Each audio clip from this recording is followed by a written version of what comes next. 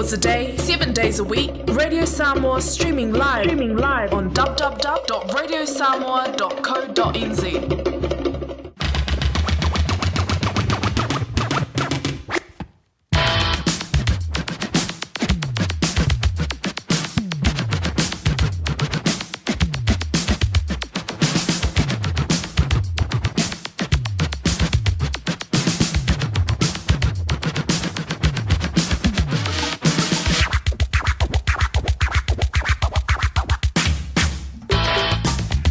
Lewa se antule te mi le radio Samoa le vangola Aouli lewa lo se fulu ma le family ute o te ni le se fulu ma le lua i le sulu mai o le la i le vangola Aouli faisi manu lu o le ngi mai le o savili I manu ka nei talo sia o lo manu le tanto o tro a mi se lava nei tanto tamba ma si da ma tua e le sawe foi le manu lu i le amatanga o le foi yaso fa popo I lo to so fua ia ma le matu nei yola Vielo na lo fo tanto fisile fa I lo mono e lo tuo no ile vaya so mulmuli nei o le masina lo fitu o le dei fo to sanga le masino JUL ma lo le fo le fa ia ma lo fo ile ala usu ile down ale la ile fa we don't ala wenga chuchu ma fa lo filima ele nga tele o le au dan tole nei o tanto wala mo fa now ia onga ile dei fo I vaya so ya mo na fa tentu telenga ya titia be o le ile to ba tanga mai le town ali la si uli me foi stimuli mawantu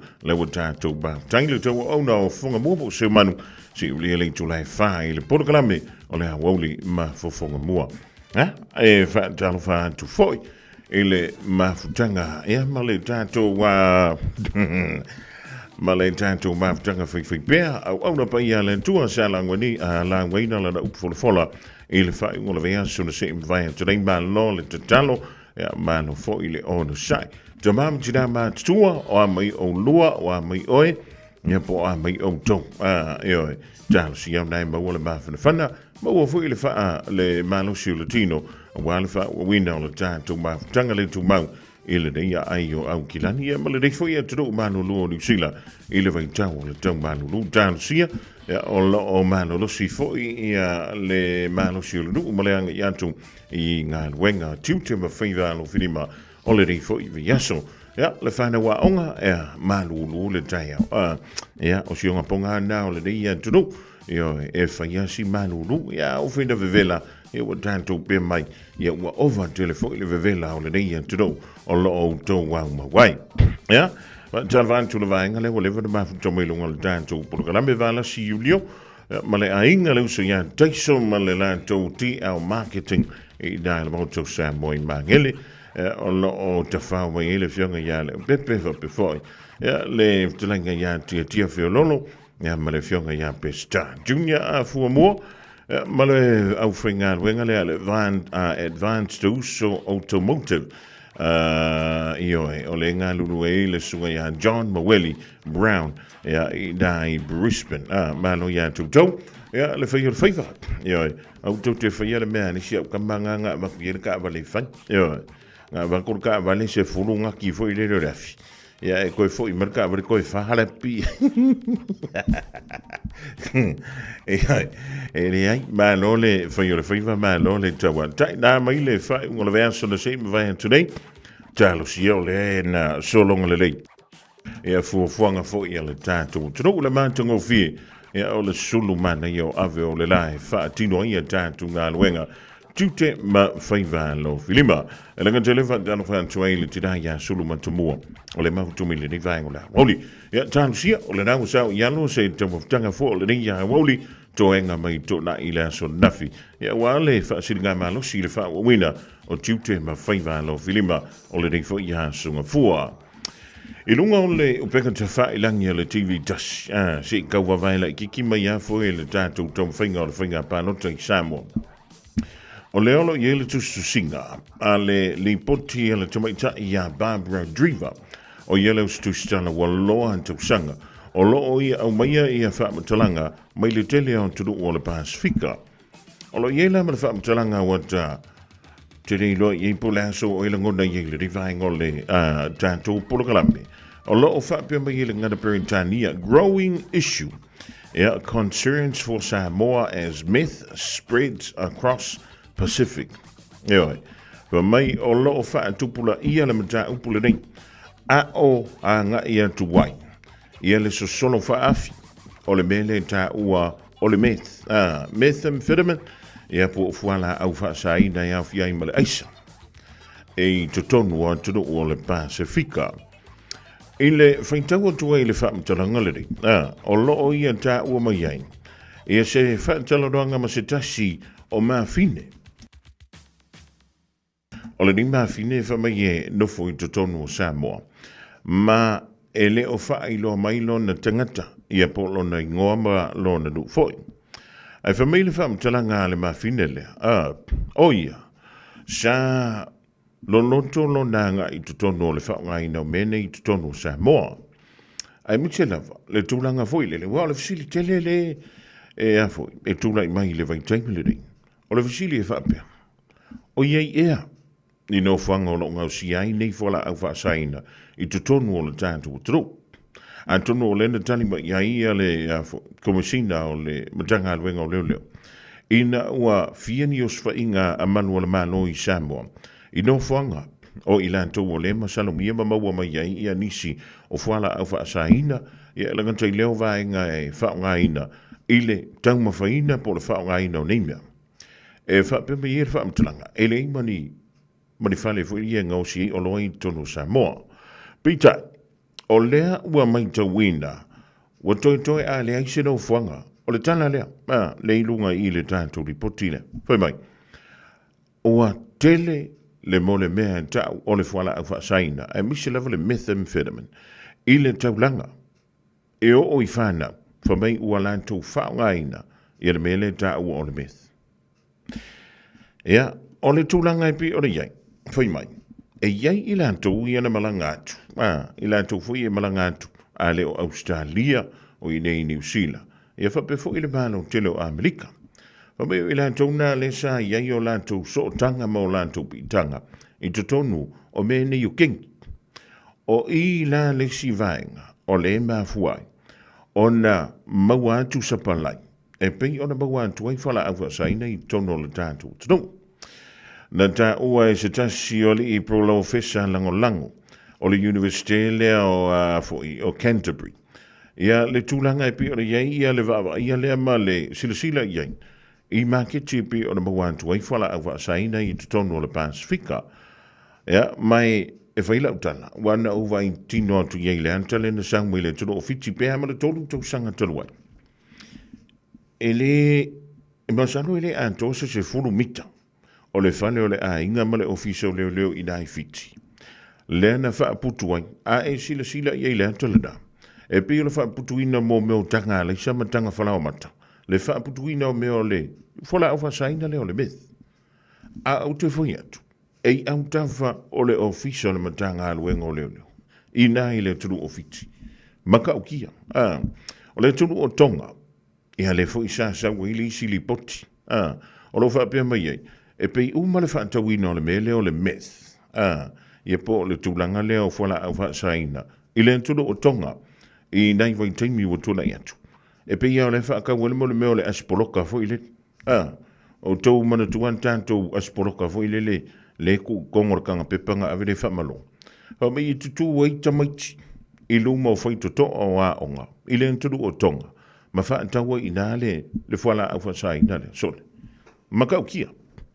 Ia, mai e whamaila le whaamataranga. Wala na wha umi. Ona tuwaina o antu le whala au whasaina ma te tele i Samoa. Ona sa iei se tūlanga fo ilele. E le i to tele antu nisio i lātou. Lea se e iei tutono kengi nei. Ia, ma mo meo crime syndicates. E au fia aila. Masui. O le kengi lea po o kengi. Mai le antu o saina. E le wha ingoa ino le Chinese triads. Pitai lao le vai teimiliri. Ia le wa amantana sui. O le vai mai, ia ua to tele antu i lātou, o le to i ti poti antu, i antu moto o la Pasifika, mai antu e peona iai ia Amerika, au se talia marisila, o lea lai o antu ma wha mautua i Samoa, ma amantano lea o na wala au i o i lātou, kama i e fafu, a mai se kako sapalai ngā o le whengo fienku le ile me ngai, ia, mai o ila, o le wa amantai, ona suia ia le vainga le wa ia nei tono Samoa e fa ia tula utala wa over ai le mo tanga na te fa nga ina le mele yo e sa nei lo tala no o ka se mana ia pi o le mamui yo e pe o le mamui foi le wala e normal o le hale wingo le data ia o le happy o la utala no anti oi e nga uma nga kango fia o le mele soli e te fa ia tu ia o kango lui oi yo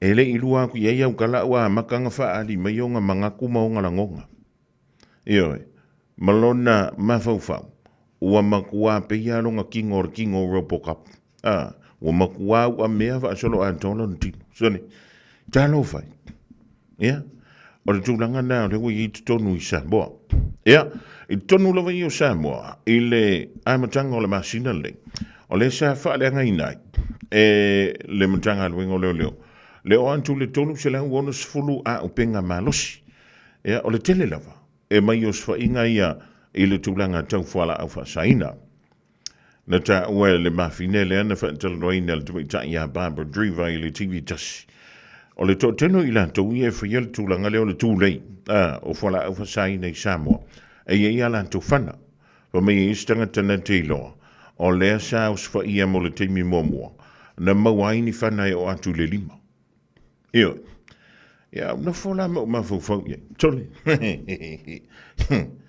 ile te leo le suinga le wa ia tātou i Samoa e wa sia e whanongo ia me ia sola o le fesili na ia se whailonga fesili fo ilele e leo antu i Samoa ia mene o le tali whaingofi e le mawhiona tauwhia a wai ka ke kamwhia kwa ko ia i no whanga ia pi o le ia tātou borders ia o lala vai sawa ko le meiku sawa ku mai i sawa nei ole o le mepi to sili ene whanono o le telo tangata ia lantou te whaatawina mene e lantou te le whaongaina na pawale mena una wele vaenga lea na o le tupe maua ma le tupe vafe o le afianga la o tangata e o man tole vai asun te vai atu nei le na fai fo ile le usfa inga le na uta ua e lus fulu kilo le na maua ile antopa al tangata na malanga mai o i Kuala Lumpur yo i Malaysia moni usila nei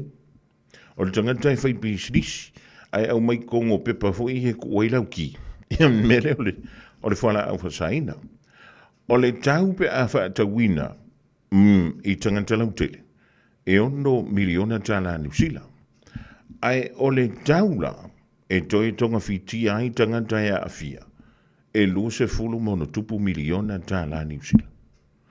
Ona una fole mo whampe, sorry. A whaila o le tūlanga lea o le tau lea pe a whantustusa le tupe maua i le oloa lea. Ma le tau e toi wha le iai soifua. O i lantou i a whaina i o lantou soifua. I nei olo, ia po nei fo i fuala au whaasaina. O whea le mea ka ko i Samoa su e mei nā tupe, o lai kau su e ngia ka ko kuperingi vaika. Ia e o mea nā o lo tutupu. O mea nā o lo tutupu i le nei vaintau. O te tau wai o nā mantua i mātala. Ia e le ngantang i le malawa, le leo o i le wafu. Ia e mi seifu le matanga aluenga o leo leo. Ia wan tantu te reiloa. Arua kua va a whaila fui lele mai i konga. Arua kua va a whaila mai whiki re o kui o le wafu. Ala kwa upea mai kai, viri mai yuka. Wa aika ko, ako i hara a wha mango ko kui i le vaenga lea. O mai roi piki ak. Ia, o le tūlanga nai pio ni hei tātou i Samoa. Nei te ua tātou pēr. Ia le mua, pīsārangi vai kap. Wa ka ko vevesia. I tau le manga o le panota. Ua ngaloa ia tātou. E le aiani o lae kau whai o whaakasia. Ia le vevesi o tātou i le tūlanga pio ni ai a le whainga panota. Ia loo pia o le kau.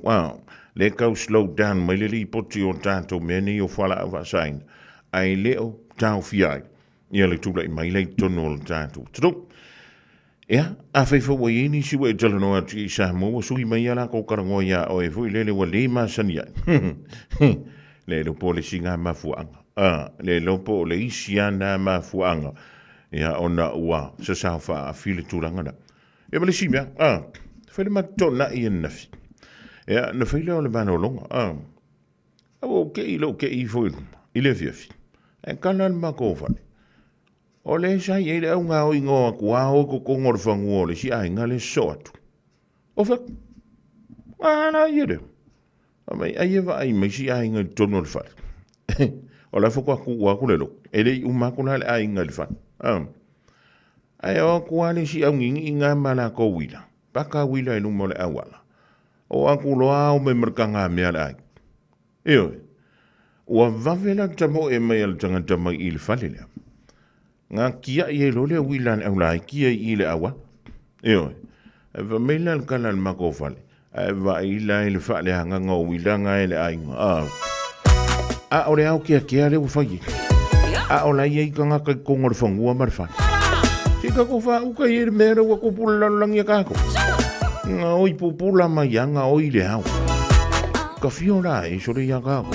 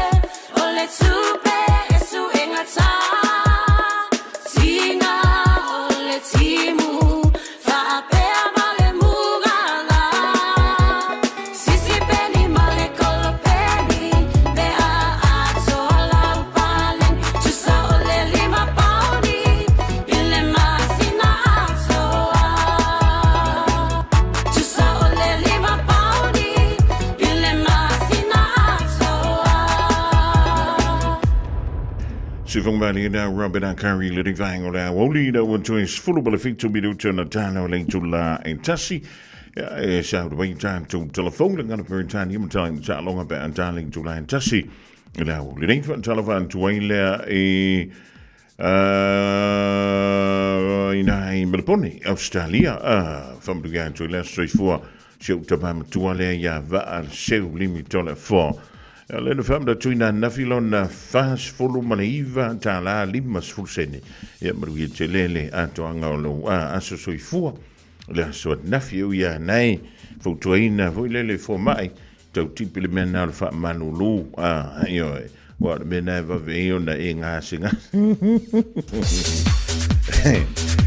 Le ngata i lewa an talo whantia le ngona whalaniko, le mafuta me dai Anchorage i Alaska. Ma loa le whai o whaiva, ma ruia fōle di vaengo leso, Tastiva male ainga i dai Canberra, sole. Whai ngā le Canberra Raiders, sole le mele wa ia, ngā whaavasi mele a makangor kam le sanga le neitau sa hane, ma kwa le mingoi e sea ma le tūlanga mua. Ia, malo antu ia witness mampusua va before ia deo vaenga, ma uto umala vare ma uto mele di vaenga leso, malo le whai o whaiva, malo fu ile ngā rue, tutu ma whaiva o tōwhia, yeilo tōpa ia, malo tōma manu. Oceania Career Academy, Sauni! Kako hoi, kaule kaua, he whai ama whai, wāte lumangai maguia!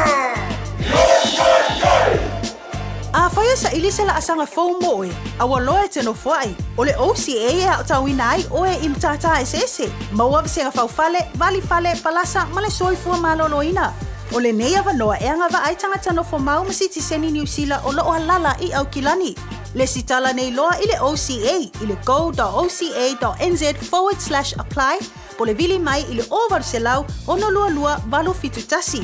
O varselau ono lua valo fitu tasi. O silia ma le luas fulu tausanga le tautua le Aro Memorials. E ngau sia lantou maafa amanantou i o loa anangata. Maua maa e fua i lau whaasoa. Ma whaifoi ona lei bai, fausia i lau manao, ma la foina i Samoa. Tatala mai le asunga fua i le asfareile mai le iwa le taiao i le lima i le afiafi. Ma le astona i mai le iwa le taiao i le tasi le Aoauli. Afia ne loa i le lua o Massey Road i Mangele, tolu tasi tolu Great North Road i New Lynn, po le tasi whātolu Cavendish Drive i Marukau, pētanga iane i le aromemorials.co.nz. Le Aro Memorials, wasidia ma le luasful tausanga o lana tautua. Talofa Samoa, o Ateshna Ryan, o le Licensed Immigration Advisor mo le Auckland South Immigration Consultants. E visosoani mo so se tu ai ngā visa e malanga mai e New Zealand po Australia. Telefoni mai nei loa i le o valu o tasi o no valu whawhitulua. Po le olua tasi o no valu fitulua tolu o. Malo soifua, o le se Fofoga Samoa, Radio Samoa, tasi lima iwa tolu a mo. Se ki a Radio Samoa.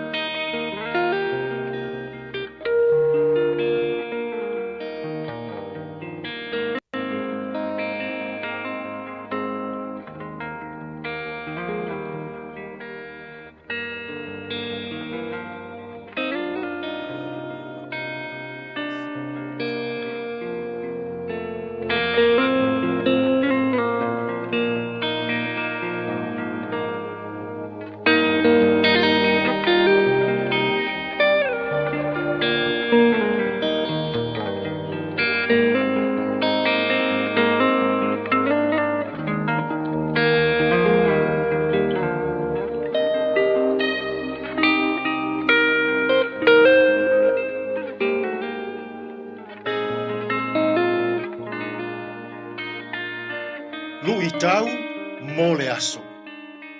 O le mua e tatau ona muli. The first must be last. Ma reko mata upo iwa o le foi upo e tolus fulu malelima. Ua nofo o ia i lalo. Ona vala au atu lea i le toa tino ngā fulu male toa lua. Ua fetala i atu i ate i lato. A fai e fia mua setas. E a vea o ia ma muri i tangata uma. Ma au auna a tangata uma. O le mua e tatau o na muli. The first must be last. Ua tupu le fi naunga i le vāo so o Yesu. A o le mata upu le fi nauai. E fi nau po ai o lātou e sili. Fi nau po ai o lātou e mua. Le ala e maua i le whaalongo o Yesu. Vala au atu loa Yesu i lona auso. Ua wha poto mai. tu sao atu lo ia Yesu lana o onga lea. Fai mai Yesu I lona uso. A fai e fia mua se tasi. E fai ma muli. O se o tou e fia sili. Ia fai ma tautua a tangata uma. E fōringa mai pe e ave Yesu lana whaataua. I le tangata e ngā lue ma tautua mō le atua. O le au nanga. Service. O le tūtāua lea ia Yesu. Whatāua Yesu. Lau ngā ruenga, lau whaatinonga, mō le atua, ina ia whaia I le whaamaoni, whaia ia le lei.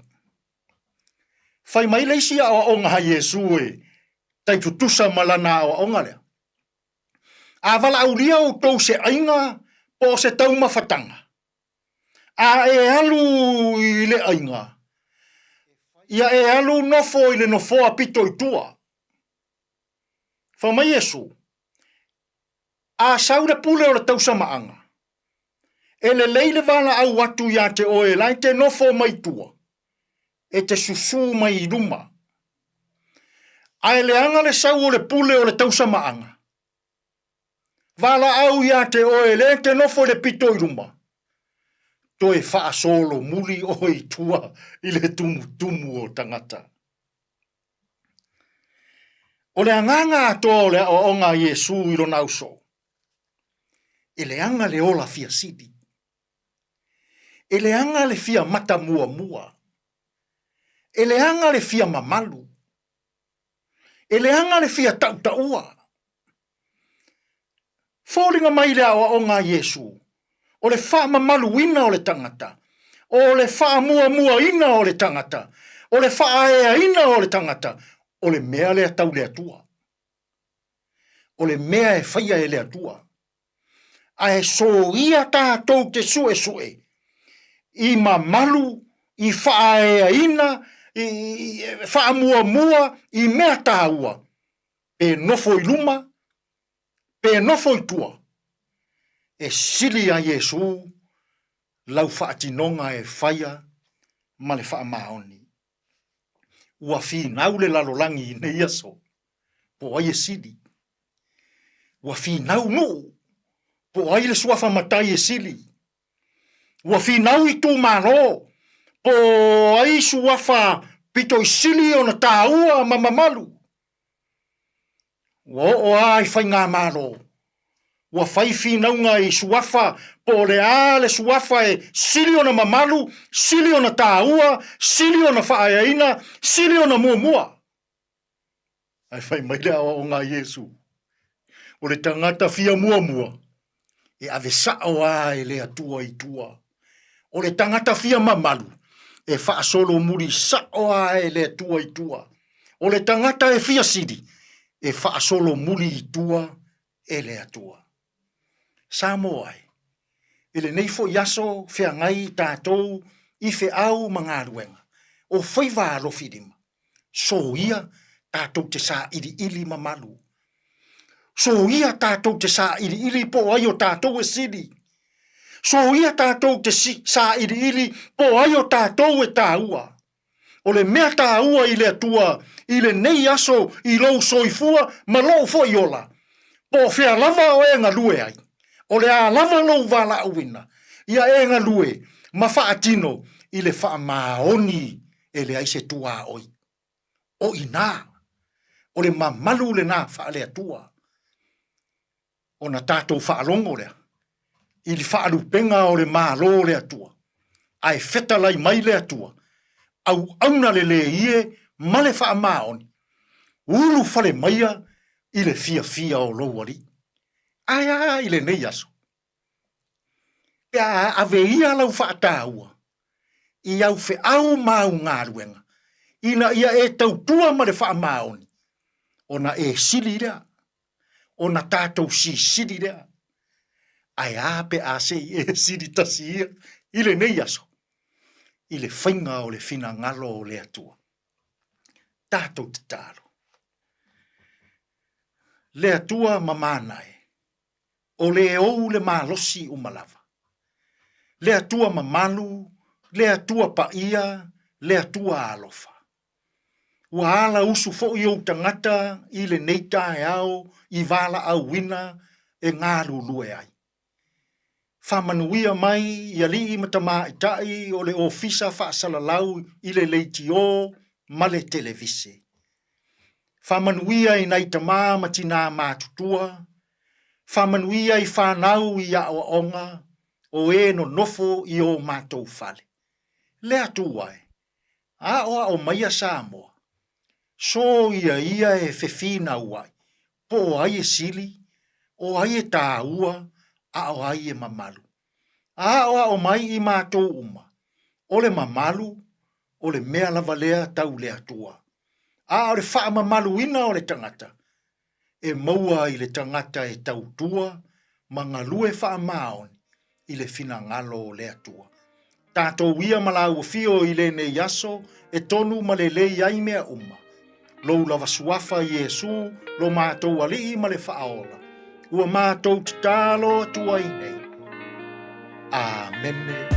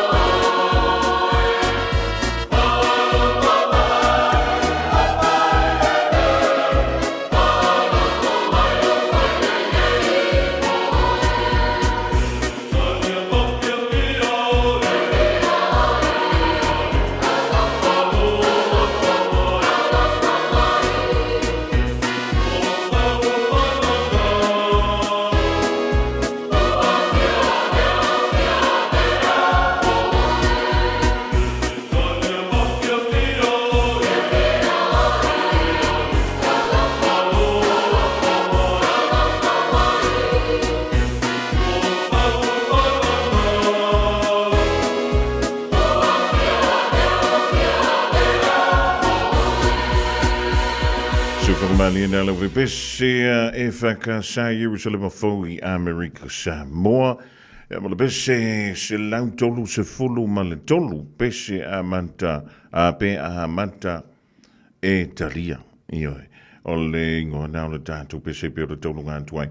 Ea le polokala mena o le lui tau mo oe whautoi antu le sunga ia Reverend e te sone ngafa mo le tātou pufolofola mo e ma mo i tātou mo le rivaingo nāu. Au e ke fia maka mua mua. Fia maka au le lei mai. E wale fia maka mua. Tale tasi o tala i vei whanuma tala i tālo. E o le teine a tapa tapa E mase sei folola nula aha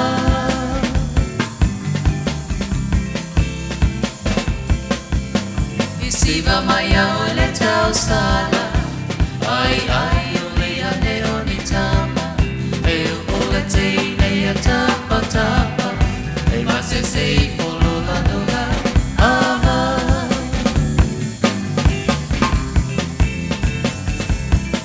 E mana ia telefo I le vai I se tama I taia si vai vai Ai ai atu wha amalo Mo wha ale fo mo ai o le fo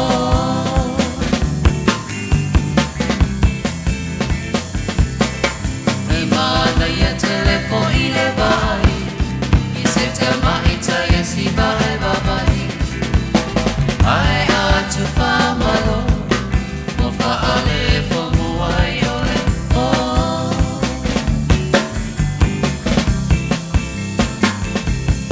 Se tau salala matata ata Ai ai o le uma o tangata Ai amata wha a uhu Wapa ulu ai fo I le manu E fo muai Se tau salala matata ata Ai ai o le uma o tangata Ai amata wha a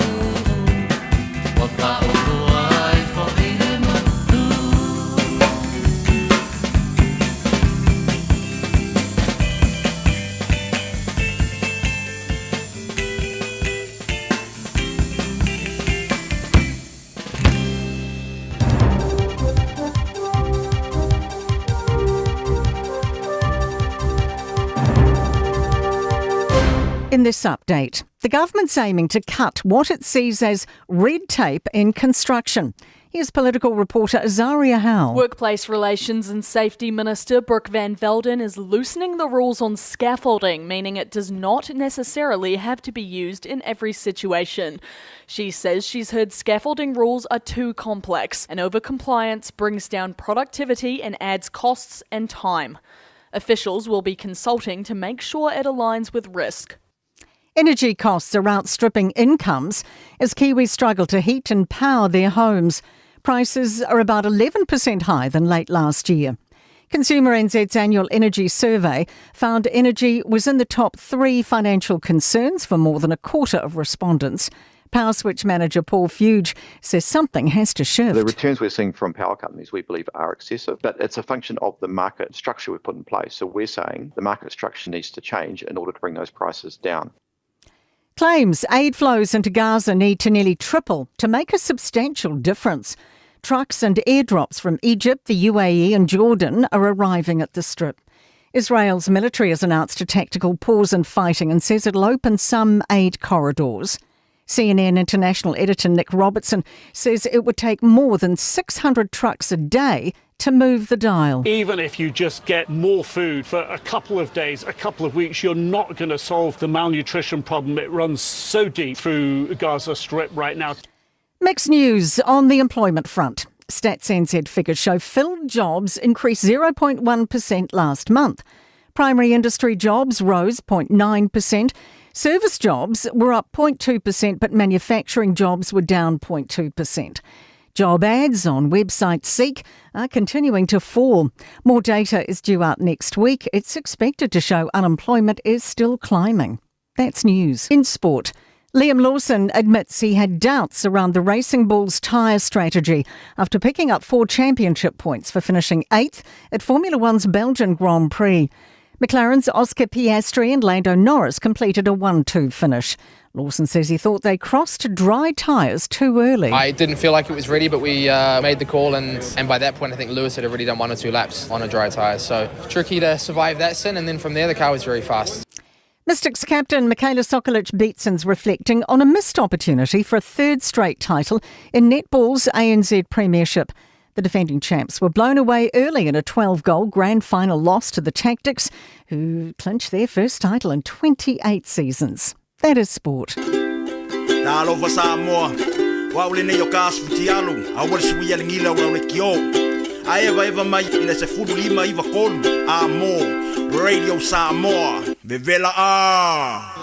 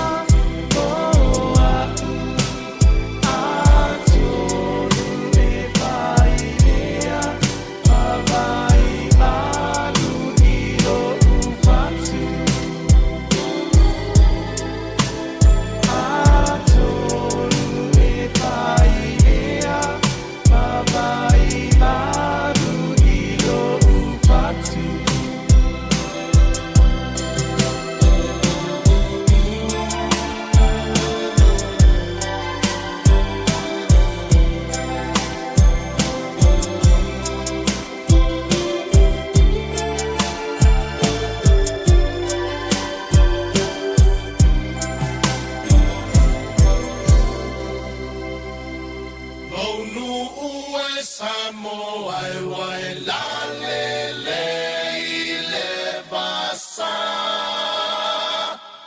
la le oe inu ole basa.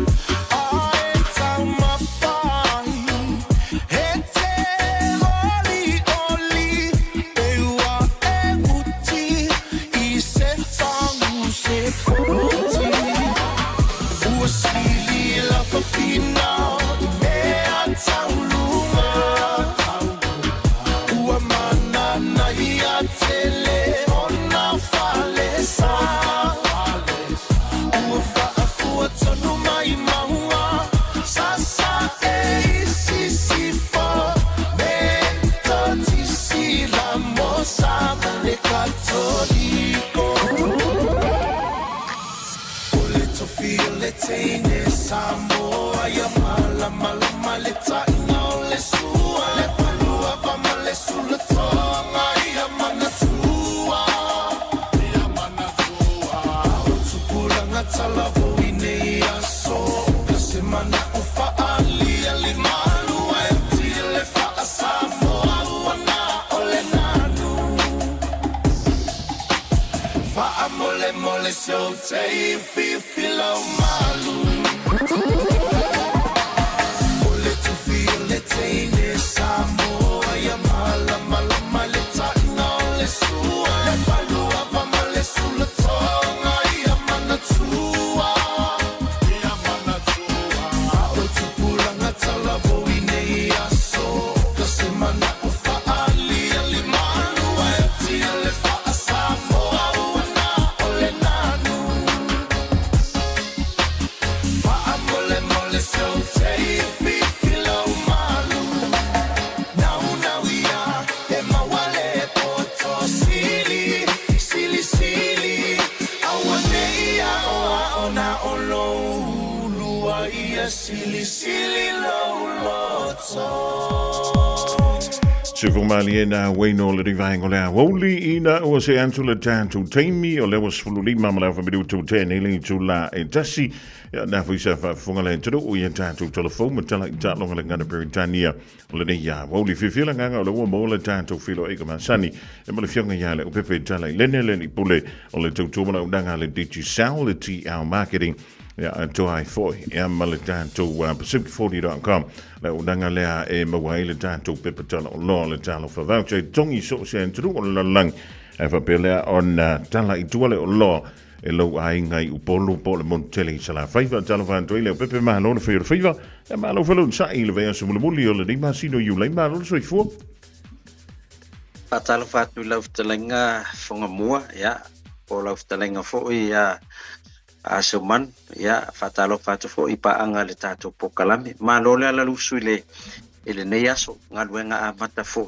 ya ale maluru ase malo te va ya to ese le usu fio le malo se tato watunu Io e fa taile no fo le tuo le watau watu ilunga fo numero fo io le manulu le dava ya so tona yantu ya na tinga ina tanto le sawa fa tikeri lima tikeri ya pinta ilai da wo melfa ngora ve so ya le na tau mo wai sina sfulu montu ya le na tau fiolo no me ile amatanga o le dinga so ai le fa pena le op o tau tu mama ina ile sa wo le manu lu so le fa ko kar ka o so ngafu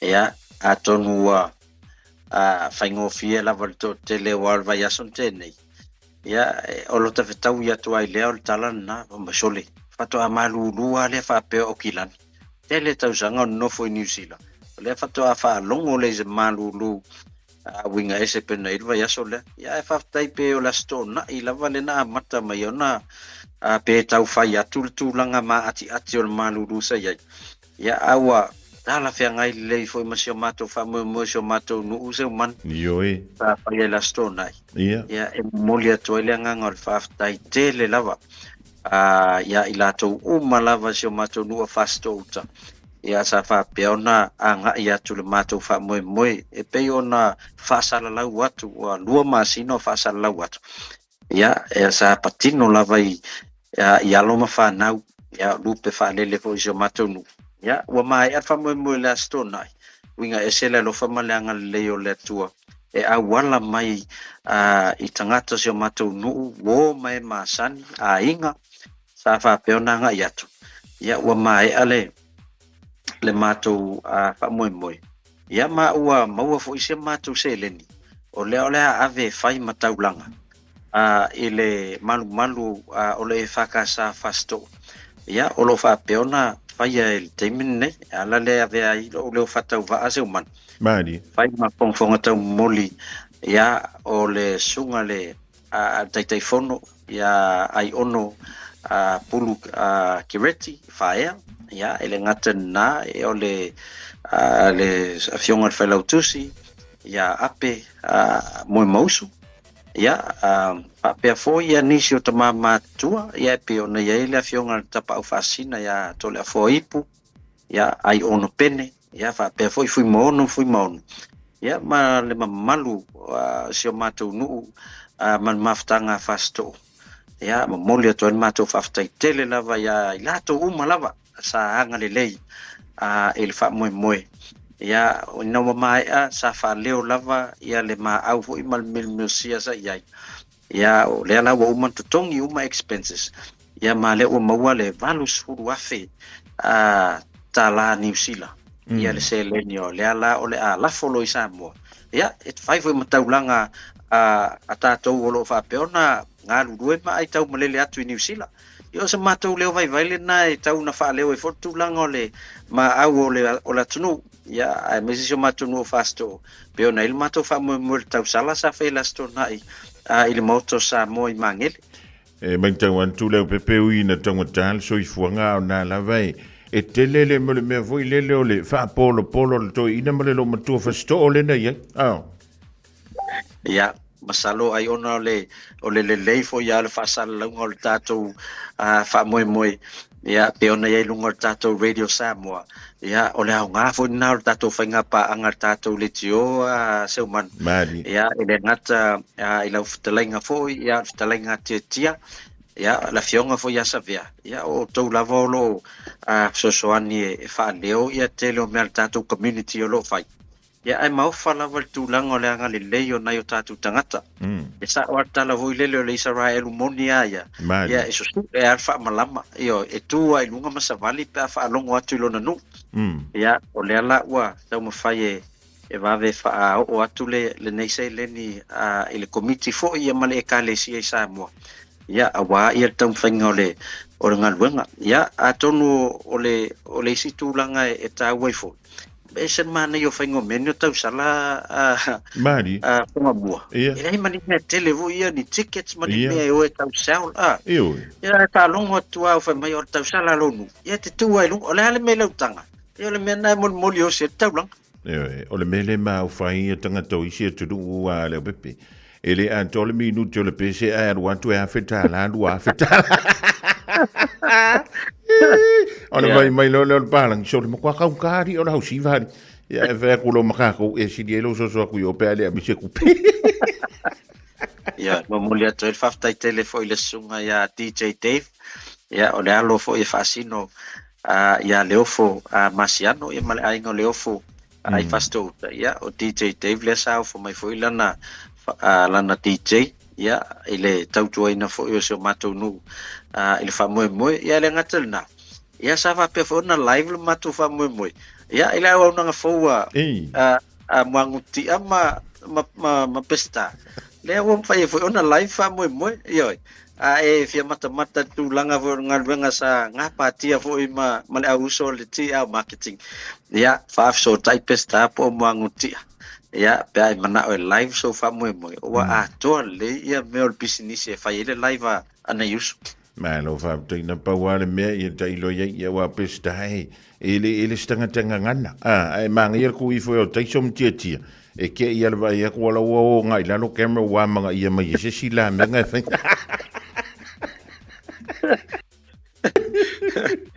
ia ai maloa ia o me fa pene ia e tau te tau fai fo ia fai mauna ia tuai tele o nanga ale anai o tatu tangata o pa peona pa ngai le community ia ai o le o tatai ia ale pa ia tapu kala meli no fia fa vesili atua ia o le pata o mata le highlighter talo ngale Australia ma Leon e on matua o fo aso le sala le me muli le ai le ana fina wina pe ai o le meu vai atu aftai foi o tupu ia Australia awa o toi nga fai unga ia e te na fai nai lava au Pasifika mari toha Samoa e te le ana sala ai fa aftai le ana o to foi la Australia e toi nga fai unga fa pe awa o tatou vai e o la tailor tu la fono o se vai nga le ulu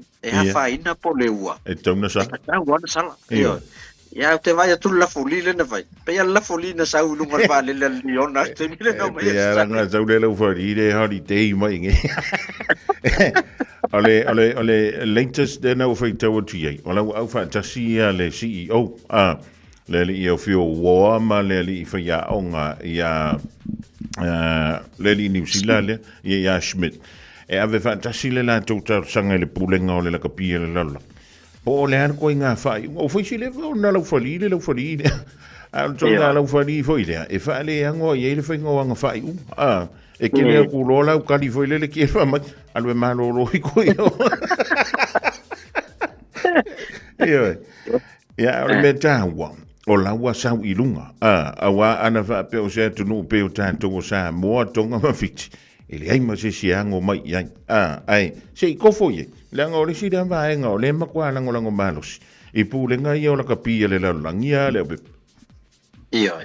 wa wi me mo muana no o malo ma fa ana o se ta longa ana mansa mo po fiti po tonga le ana watu kilia le fa ai sala no e red card e tu li me ai tu le ala wa o vai atu le tala no alla folia ngai le il tangata le lunga ile le mata le video ma le TMO ma mai le malana fa aswa soli matua o matua yo wopo e o tangata le lola ka pieta se le vai o le matua I dangerous sound ni to inga kilia ma le contact na ya te a fa o le woto fo Australia ya no winga la ola la ya wala iluma ya la fori le wala na tu o le tu sa uma ya elangai olena ole polea le tulanga tasi le vaenga le na tupu va pe ai silsila ile se singol ta lo Australia la fomo mo la folona lo ta lo ngale le pe e sa ot kala li skoi wa ma se banga yo mas au jonga ponga ke malo spupu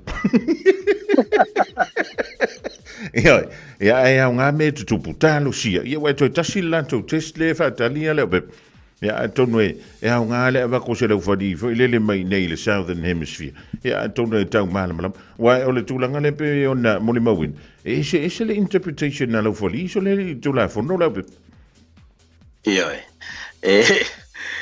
le ole ese ole fuai auleta ya no vai ata alo awal Pacifica ya ese foi tula fo no la bolinga e faunga ya ai ile ya ola nga ilumata alo Australia mali le wana matua I mana yelta alo la fumomo ya ola to fo ya fakta mal yo laina to mo watu avano liona aya na tamfaya e pressure ma teleni si ai mo la fono lua o te lua ai fa fengta liona na to fo mai ya ma o te lota longa muli fo o matua finawa e o ya le wa malo liona le series e mana na o liona ya clean sweep e mana na o Australia ya mo se la to malo se tas ya o te lua e mana ya finawa atono mana ya tuta longa mata e tapen penai fo Australia wa te minei ila va ia Africa New Zealand e la ki pa mo fo se malo la woli ia te sanga ni pa o te mio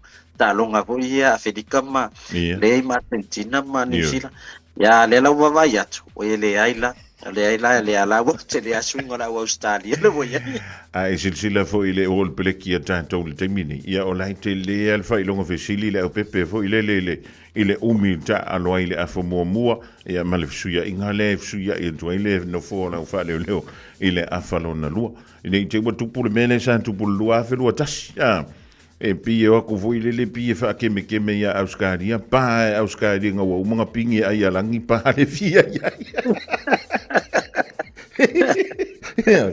ya ai ole voina na ia ile vai termina le o Joe Schmidt ina wo fo I mai ile o ile awa aialan ya ona ko vikilo la ia le sko ingo Ian Foster ma Steve Hansen ya ai ko fo lenga ko mag malo ko awori lo pere ki tau sanga na le ya o Joe Smith ole faya ngo mo le aialan na mafaino na suia le mena ya awene to fefe awile ya New Zealand awa pe o inana mataina pe taula wa mo ya e pe na farani ya ma Africa awe e pe ta ya va no malo New Zealand talu na tupu mainele le pe ona ta wolu afe lo tasi mai si tau sanga tua ora aya lani ya New Zealand e to e pe o le aule sa fa fe ya le awo totel ya ai talo si ya ta pena ngor ni tau sanga mani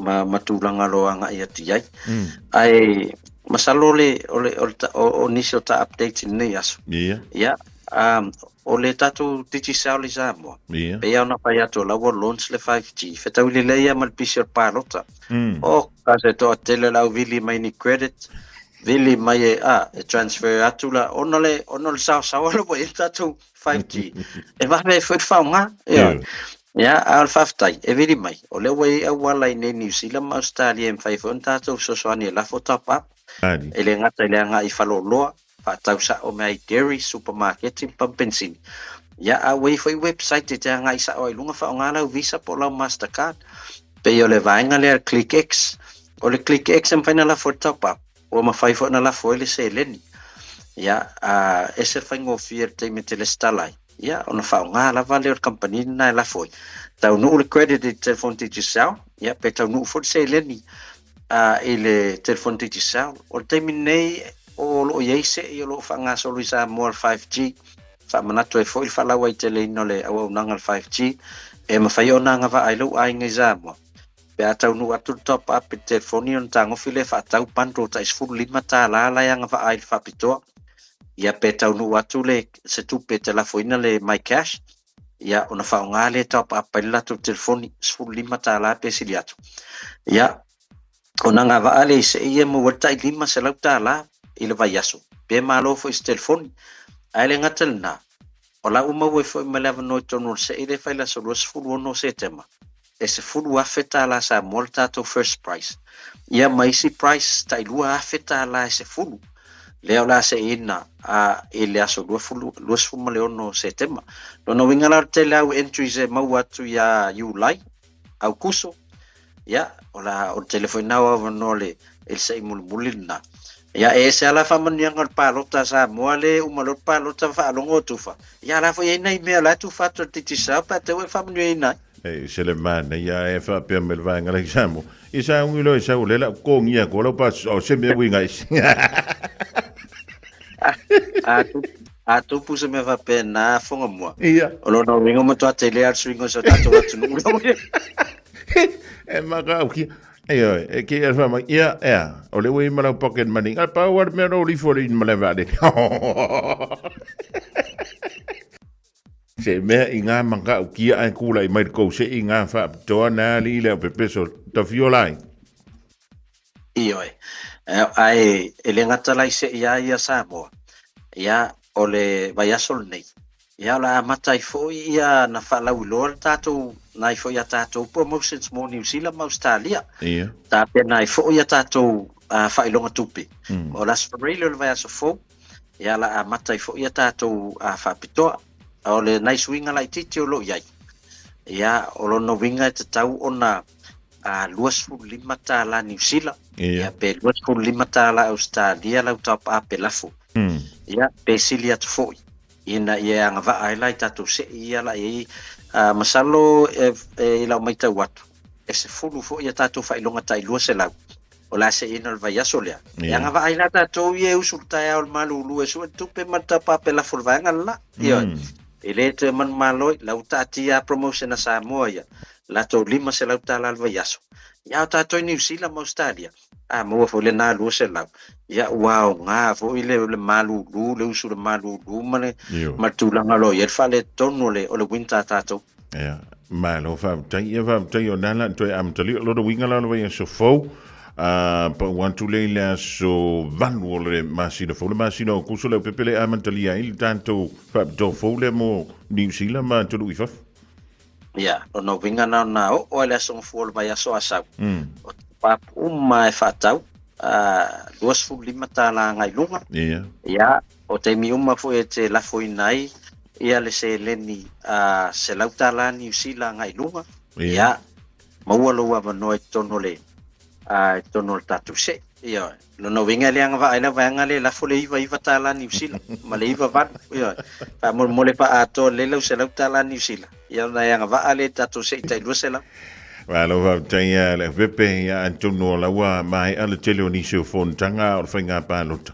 Ya le va vala o me le va nga fo ile le te o le ono a fo le ono le se o le me fo ile le o le yang ya ma le ma sima ma le fang so si ne ka su e me la va tanto ine. Io se ai se a wala faingo fie e ma fai ona fai campaign la vanga le o palota. Ai le a fiat tu la fon. Io fa wala mai tatu talo fa voucher ia le vengo o fa tau mo suyo le tu malo io e tamalana ia e fiule fam sinonga esa ilima fa mai ora le suita vao o le tu malo le na tongia le voucher le fa tau da ele tai io anga fo yo tatu voucher le la foto ni ai over marcelo fa lolo no wingo tu malo ma fo mo la fa palot ia la foi falo lo tono fen fa nga tu talo fa vat ia awa ia le faingo fa tau nai ai ngai I Samoa ia le ngata na tele ana ia tatu ai ngai America Australia fo yo lo bili mai ia I tulanga faingo cash power mal tongina billion vai dem fen fa nga tu tatu talo fa vat anga isa o le tatu website pacific40.com ia penalo tango a Google le talo fa vat ia sau lunga tatu link le na em fe fa nga es tonge la voucher nga isa mo lo ainga Malo va taile pepeia e nei te wi si vanga tawa te fia samdo ye le fa ma tu mai ta tu mer ya wai yo o lau sungai e te pule ti samal ti a marketing a na te nga lue foi le fa tu ya fa lu te talo fa va Ia, whaftai ia whunga mua mo whamanatu. O le au toi titi a lava lau pe partusi a for complain in melon nga lue a le se tongi e maua. Ia ai mo nisi lava mana miel so swani ia tatou au nanga SS. Ia anga i man tatou ofisa i mangele le mauta Samoa. Ia o ia fitalanga titia ia le fionga ya manguti ma le fionga ya pesta. Ia masio nei foi tangata fatau va. En vai ona matu tau tua mo o tau. I vaenga mai mana miai le soswani ia tatou numero masani o lua tasi lima ono tolu fafa ia mfai ona vala au mai ai onisi tūlanga ese mai tau tuana o tūlanga tau advice fo ia ma io e le ola nei ia ma le ola umi ia tanoa saola ia fonga mua o ia tatou advice ai tūlanga Ale voi ma futa mai siu so ya tau tua polivia. Ole tangata foi wale va so fu maula nei. Fa tai le lo fo le li o le ai tante ma futa wale van ka nga ka ko vala. Ai maruia tele la singa o tutorial le ya so nga fua ia maruia fo le so murmuli o nga wenga le ma sino you la ya le pepe. Tanto toi filo ia i lona lo fa malona nga le sa so mo. Ja, whaftai lava, soifua. Soifua mai em ruia. Le fionga le li pule le tautonga la udanga le digisau. Le fionga ya le au pepe tala i lene anto ai foi ma le udanga le ti au marketing ma le pepe tala o loana le talo favacha e pe ona tutongi so se tudu o lang ya va pe la ona ki liva. A nga ilo wa inga Samoa e piki i fale o lo e se la ka usela wo fale o lo hisab ma kwa kele au ia mau fana o lohari mwhionanga i isi wa inga le motu polu e wa pe foi marono a polimba ma le motu tele i sa la fai o la mutu e lusu tolu ma le afamiruto ni tale o lingtu la e lua Tasilima i vatolu amo Radio Samoa. Thanks, Pup. I'll translate. It's almost time to vote in the local elections. Make sure you're enrolled and your details are up to date by the 1st of August. Go to vote.nz or call 0800 36 76 56.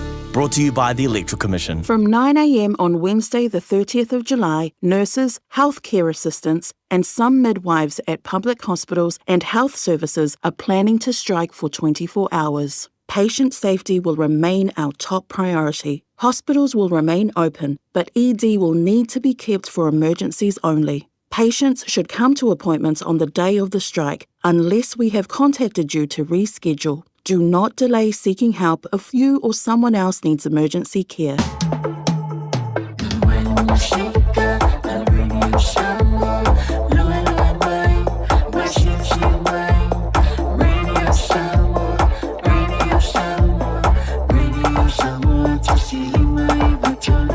Radio Samoa. Bread of life sent down from glory. Many things you were on earth, a holy king, a carpenter, but you are the living word. Say it now. Come on.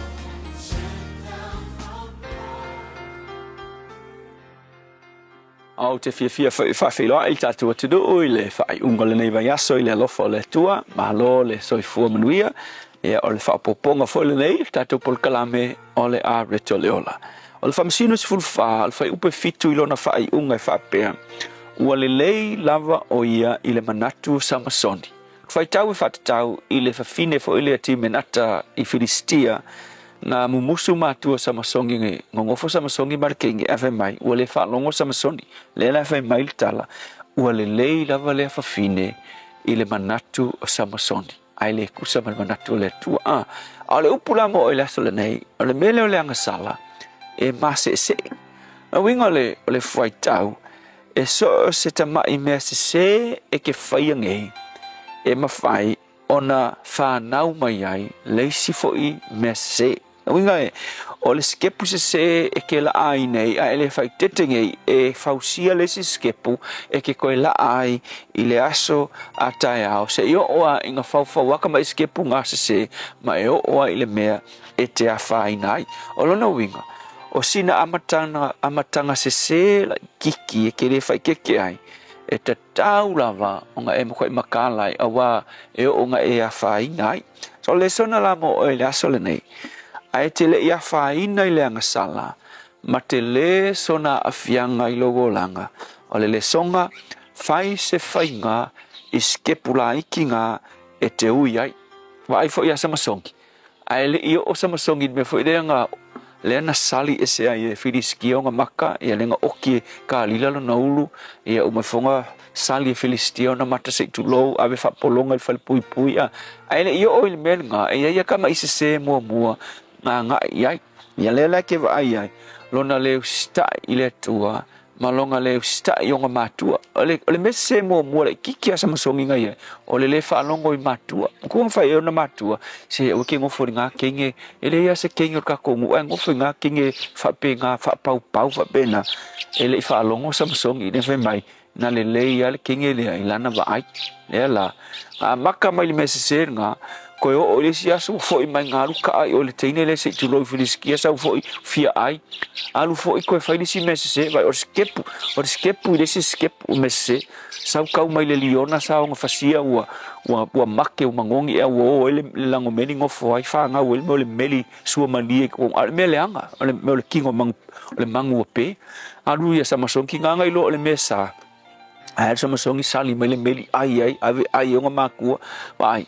ole me se e fanga a e fata malai le messe nga ke loa wa makanga fa il messe e ki faka malai e wanga ka inga oe ile messe sitting ka ukia e vaila le ngo on ka ya o ile melenga ngo foi malisi kengi filiskia e ngo ya talila le ala ngai wa inga fasi filiskia masali filistia na mata so le songa foi la le mo oe le asole nei ta ua tele mo oe o le asa skepu o mea se o e whair kei mini ai.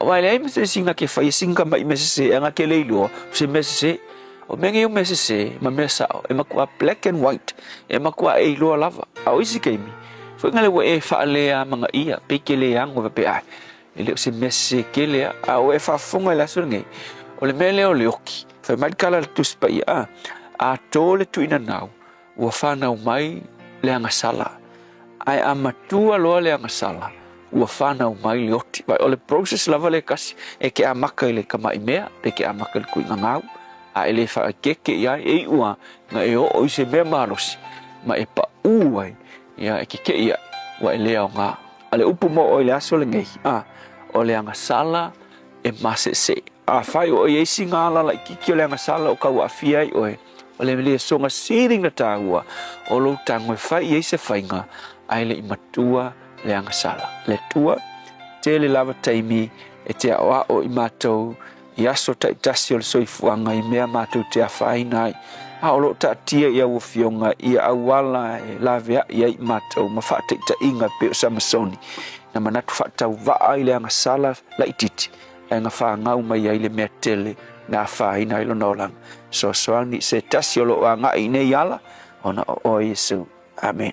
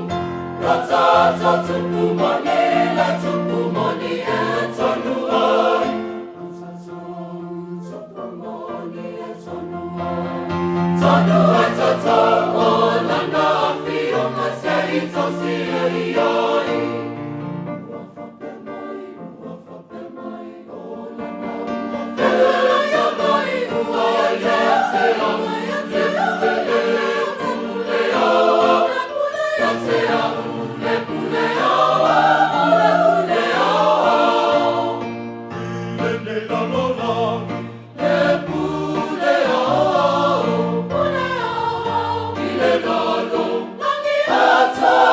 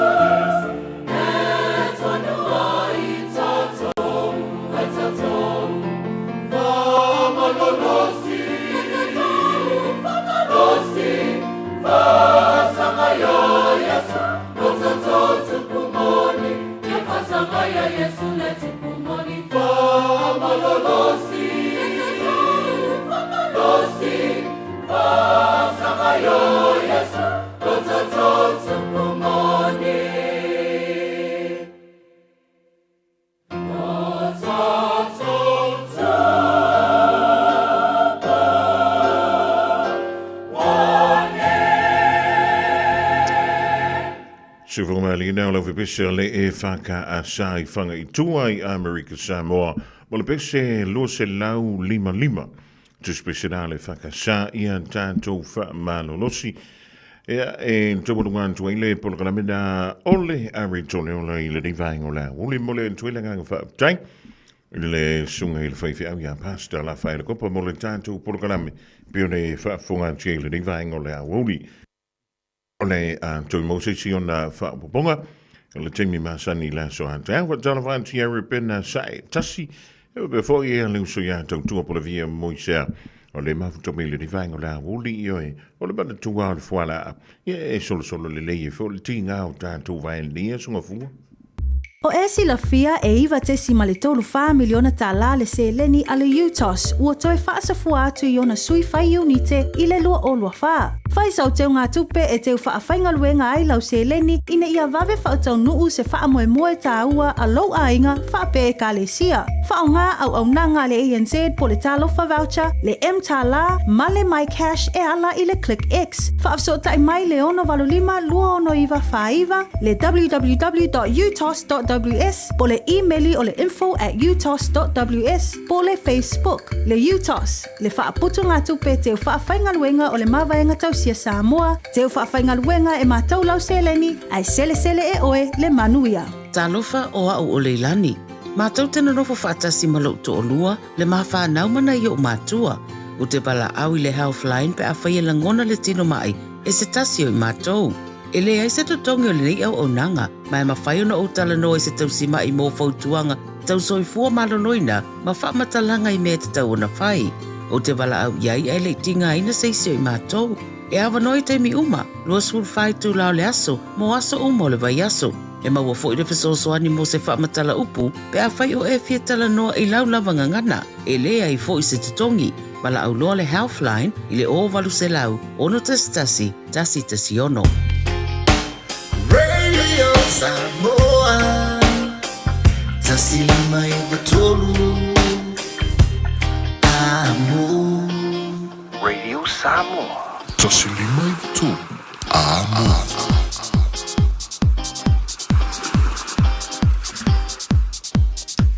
Ole wa to i minuton talo link to line lua to pena mai le vai on telephone i le ngana Samoa i le Aoauli pa taling to line lua i ta to tala wa fo i le long pu i le long to pa ia ma lo to malu ni sine fa linga long to mai lo official radio Samoa le ia so fu mo lo no fo si le fia e pe on ia le tato fa silsilanga o le tusi o le van filfili e le tusi fo i le songa ya wala vai ala fai tau ia o fala polo to finga ya mi se leva tanto ona wa ta bra to monisi o fa moe e le nei fai un o le so ia le nei fo ia fai un o le masina o you like le nei o le tanto fa linga mo pe ona tonu mai e le nei vai ngau le Aoauli ia wala le longa pu ia o to po ia malo to malu o le tusi o le whawhiwhili ma le tusi o le songa. A wani ngalo sau lo minga.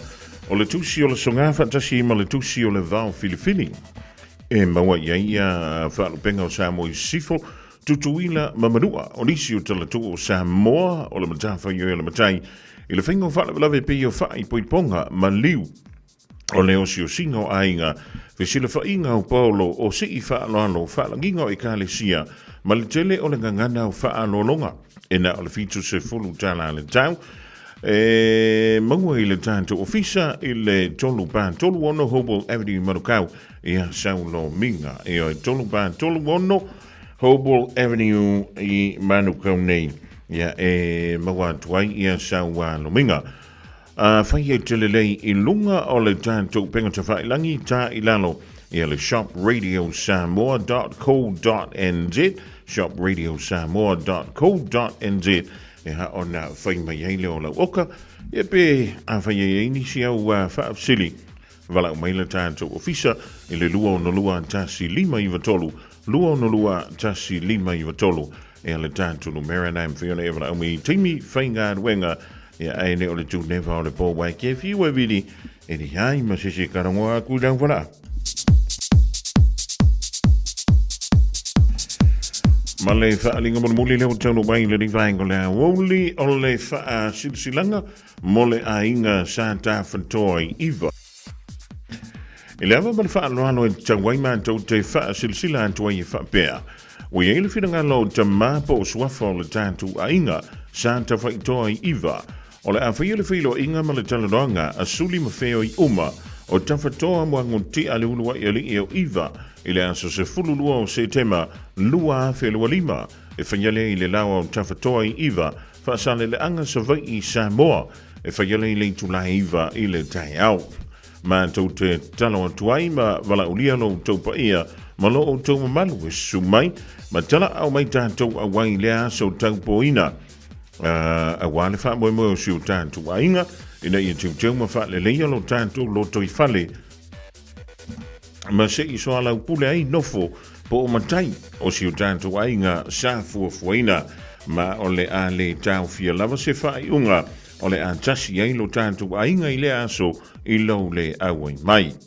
Ma le whaano lava se nia le rei wha salonga e suafa o le ainga sa tawhatoa.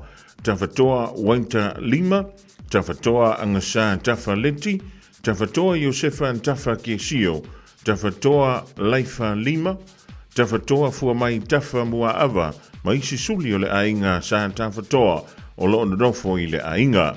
Morisi wha mtalanga, wha mole wha sutai tawhatoa fua mai tafa mua ava, po esta tofilau i no mera ia o le ata ua, o le olua tasi o valu lima o, iwa o iwa lima, olua tasi o valu lima o, iwa o iwa lima, ia po le olua tasi o lua iwa lua, o no fitu o, olua tasi o lua iwa lua, o no fitu o, tai o lo sinia, le mautanga na ale ainga Santa Faitoa Santa Fatoa i le Monteli sala faipo na fioanga o iva e pione ile tanto fa silsilanga na i le nivaingo le Aoauli o le wa joy famala fa minuto on Italia o le tula e lua Radio Samoa.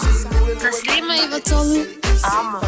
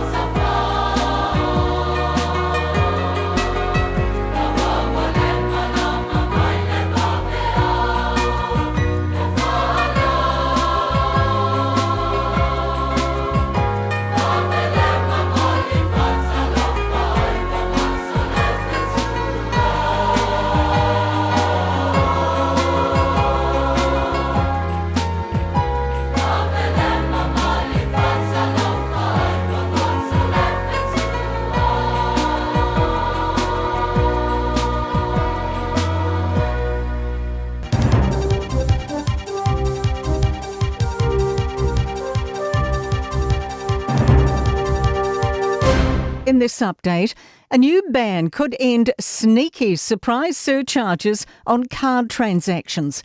People are paying up to $150 million in fees at the till every year.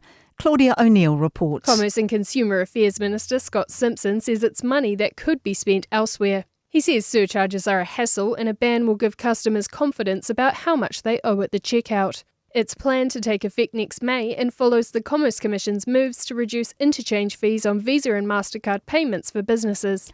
The government's putting construction under the microscope, aiming to boost productivity. Workplace Relations and Safety Minister Brooke Van Velden seeking simpler rules for scaffolding. She says it's often used regardless of the levels of risk, which adds to building times and costs. Van Velden says she wants risk proportionally assessed, so scaffolding isn't used for every project. It will be great to be able to work with the industry on what those new rules will be so that we can end up with people being safe at work while also ensuring that the costs come down. An economist says the further south you go, the more optimistic the job market becomes. SEEK's latest data shows ads across the country dropped 3%. Applications per job fell 2%. Southland, Gisborne and Marlborough were the only regions where ads increased month on month. Kiwibank Chief Economist Jared Kerr says the North Island is looking more pessimistic, with Auckland and Wellington struggling the most. Most of the country is struggling to get out of this recession. We're really crawling rather than running. Concern about water availability in the lower North Island's Tararua. Pongaroa's water treatment plant has recorded high, unexplained drops in water levels over the past week. The District Council says the loss isn't consistent with normal use. It believes it's caused by new leaks or someone illegally taking water. An investigation has been launched. That's news. In sport, suffocating defence has been credited for the Tactics' first title in the 28-year history of franchise netball here. The mainland side powered to a 12-goal grand final triumph over the defending champion Mystics. Coach Donna Wilkins says their full court pressure was perfect. I don't know if there's ever been a game that I've seen Ali Bird get 2 intercepts, and that was just the mentality of getting on with the next thing. And that's been our mantra right from round 1 to now. So it was pretty exciting to be able to see that on court. The Force have signed Highlanders halfback Nathan Hastie to a 2-year deal. And Liam Lawson admits he had doubts around the Racing Bulls tyre strategy after picking up 4 championship points for finishing 8th at Formula One's Belgian Grand Prix. Fatalo fatu I lau whaafonga le nei tū la o le Aoauli, lo mai os whapoponga le nei o tātou talafou, mai lo Radio Samoa. E le tau whailo le moli mawina pea e o tātou tangata Samoa, o le whaatupula ia o le mauai o le telo whala au whasaina, wo ofia tito tono le atunu, ma ua ngau sia fo e tangata I totono Samoa.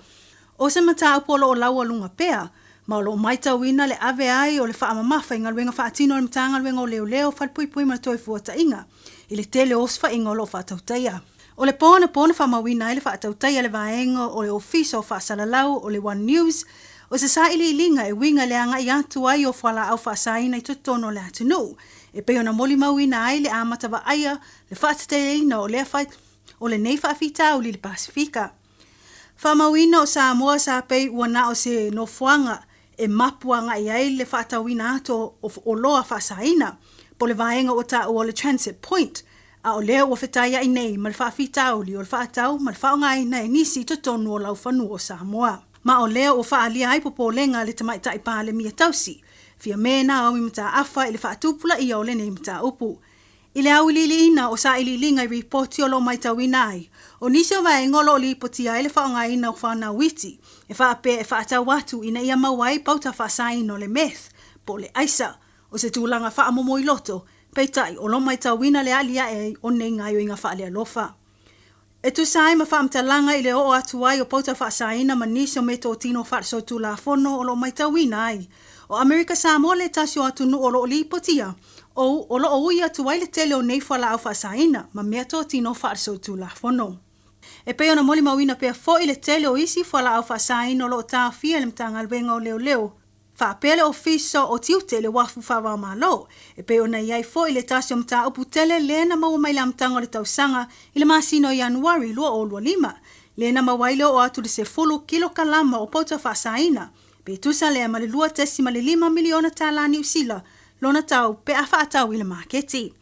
I le alua rai pe I lunga o le numero o whala au whasaina ua mawele atunu o se whaafita uli, wa sa sao whaafamai.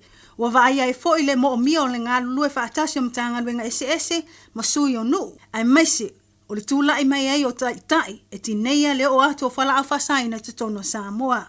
A o ta pisa ai la le to atele ma le o mai ai o reporti I nei mata aupu I te tono Samoa o le mea mauti noa e le fuatasi se atunu e tasi le nei mata aupu.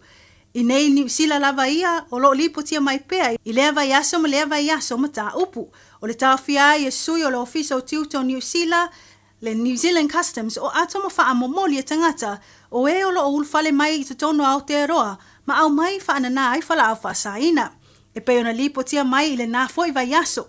Le tawhia ma le moli ai o se tamaita I luasfo lima tau sanga le matua. I lo na au mai wha anana ai o pauta whasaina o le cocaine. I te tono lo na ato pau. I le malai valele wha avama lo I au kilani. Ta oe ripoti mai vaenga o tiute, nana mai e le tamaitai pauta nei I tua o vaenga malo le ato pau po le suitcase paneling. Ta ua na whainga malanga mai lea tamaitai mai Santiago, Chile. I wha maunga e whakilo kalama le mamafo le pauta whaasaino le cocaine, pe tusa lea maritasi tesima le 5 miliona ta la New Zealand lo na taua a whai pe a whaatau atu I le marketi. Au iai pea New Zealand I vai tau malulu, o le ufai loa mai ne le wheta iai pea o tangata nu kiwi, ma whaafita o li tūlanga o le elitise. Whamawina le awhia ai o le whaitau wafe o tangata I le tūlanga o le ngā whatia o na tongi ino o pili o le elitise. Mō le tele o mea whai tono a inga, whapeo le maua ai foi o se mawhanawhana e whao ngā ai masini wha mawhanawhana po hitters. I ripoti ma le New Zealand Herald na whaaso ai se tina I suafa ia Liz mai mangele sa sae. I le whainga tau na maua o se mawhanawhananga I tūlanga ua iai nei, o ia malona ainga, o no le ma whai ai o na tongi ino o pili o le elitise. Taluai le taunga ta telo le tau ua iai nei. Mana ia whai loa ai foi. Le lilifa nga iai iniso a wala I tau mawhai tongi ai whaavai taimi. Pili o le letise, mano no mai ai iniso whala tonga po welfare o no le ngā whatia o pili. E peo na ia wha amatala, sa na o le valu sa fulu le tau o le pili I le maasina sa iai. A o lea, ua ova atu mo le se laulua se fulu le tau ua iai nei. Ua fautua I nai na e nisi o whala tonga le tele o kampani o lo wha alua tuai le letise, e peo le Mercury, ma isi, ina ia whai a lofa ane I nai tangata o lo a awhia I tūlanga o le tangata tele o soifuanga ua iai nei. I wha maumonga o lo ta ua ai le silia ma le se lau wafe tangata kiwi o lo a awhia I le nei whaafita uli, ma ua fautua ina le mo mia o na ngā lue whaatasi o pūlenga ma kampani e whaatino ni sifeso o swani. Ina ia soa le mata upu, ai maise le mawai o le tali e whesoswani atu ai tangata lau tele o lo a awhia I le nei whaafita uli. Mai tala mulmuli ua ufitia nei se a inga le ao pongi sa. Ona o le motu sia whaafua se I o le mawhitanga o se urunga lii, ma se la tamateine lua masina le matua. Ono o se whale tonu I le malosi o whala au ma vai la au, na tauli mai na atu e le whale talavai, mo lea alu toto. I ripoti ma le tio whawa maloa New Zealand, na lipoti ai o le alu toto ua whano lo na ola e ngoia bela mea. Na vave o na whanau I le na o le tosu tasi o masina o le maito o lontina. A o iai le whale mai sa whaatino lava ngā luenga masani. Ma I le tuina atu ai o whala au ma vai la au mo le pepe. Na mai tau ina e fo mai tu langa na ma whaafita uli e ono a fia e pela. Pe a whawhanga le vai la au ma whala au le vitamini D. A o le whala au ata o le phosphate na avatu mo le tamaititi. O le whale tonu na tūlai mai ina wa se le maalosi o le whala au po le dosage. Whamawina ua fua e sui o le whaolita le vai. Le maalosi a ngai le tangata matua. Tusa le 5 se lau milikalama po milligrams ai ua le fua I le tamaititi. Ta ua le afiafio le aso mua na wha inu ai pe na tuwa tuwai le vai la au I sia anu toto na tupu ai loa le mala. Whamatala o le afiafi lava lea na koma ma lema na vai loa pela. Na avatu wha tope I le whale mai. Na maliu pela I nai aso o iluma I le whale mai. Whamawina o le talavai na whaatino I manua tu. Ma ono o le whale tono o le whale talavai o le wa ngai mātua o pela. Ina ia whaatino ni ilo ilonga I tū tau li tū la whono. Ina ia mautino ai whale talavai. Le mātai tu ina le leo whaatino ai o lato ngā yo inga. Ai meisio le siaki ai o mā losi whaatulanga ino o whala au ma vai la au mō tangata lau tele. Ua tu ina atu nei wha mai senga le whare talavai al manu atu mo le ainga, ma uwha mao ni ai le wha atino o so lato suenga i le nei mata upu. O tatou telefona mo le nei tu la wha awhitai wha afonga mai. Ua na ale Radio Samoa se furulima iwa toru a mo e tau tuaina o e ilaunga ngana fitu aso le vai aso.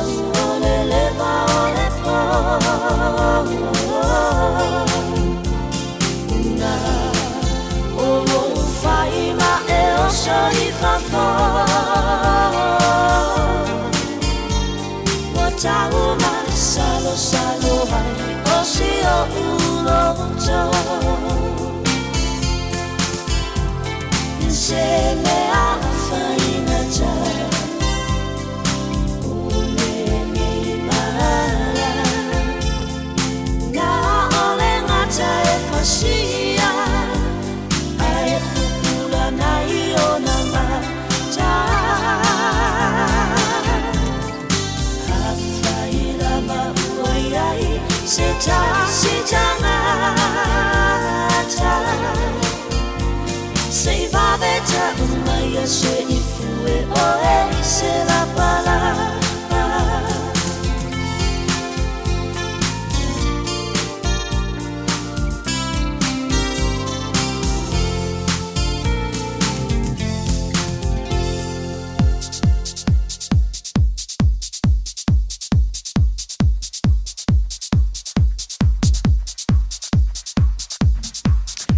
Supermalina le sunga moto tasi asua le rivango la Aoauli balabese for me oifu nei. So we tamano ta by stand to tabalele Enterprise Motor Group. E markau leo fa tasi mail of telling ya leala au kuso fiel le mo stand to lipoti fa talafan tuai. E lau to fa leala manor gan we manor fair favor. Ja, malole tawatai foi lo talenga Fofogamua. Wala wa tau tuai no se tato wa tunu. Ja, tato man we malu weekend. Tato fama. Adai. Ja, man, na ya la vol weekend telefon ya nai fe au mangar wenga na fayona fa mai ai fa ngolo yaso. Ja, de tampo ai vol tampo inga vo ile fe poile au Australia e paulava. Ah. Ja, da ke tau fai ya lai nga tutusala wa tulanga na ave al pa mo fa pe ngai ka ku soi. Australia ya ai wa yo ke longa le ya ali solo wa la poli e plane foi le fai. Ja, o le tulanga le da. Ah, ai si le ye. E le fa pe ngar kasiare me ma fu foi ya inga. O le afa muri ai al talong. Ya na Lionel ta alo. Ah. Ta o le ya, ta o le ya. Ja. Ja. Ai sei kofola i si awari. Ah, wa anga fa pese ka longa le ka ko sa mo fiti poto. E ke vai a ko e red card ko e kuri mai ko nga ka nga fa pu. Ah. Ta le ya na. Ja, le mentawa sei to fo ia. Ia ma to no nga i ko nga no faria fa pe. A fa mele ko la fongo o lunga o tau au. Ele ia se si mei lunga o ka au e au fia ile ua ma le uru ma mak. Ah. Mango fa mo ko au kilo pola se yunga la. Ya, ai pega. Ya. E mo me fo le pola le staff nei ya.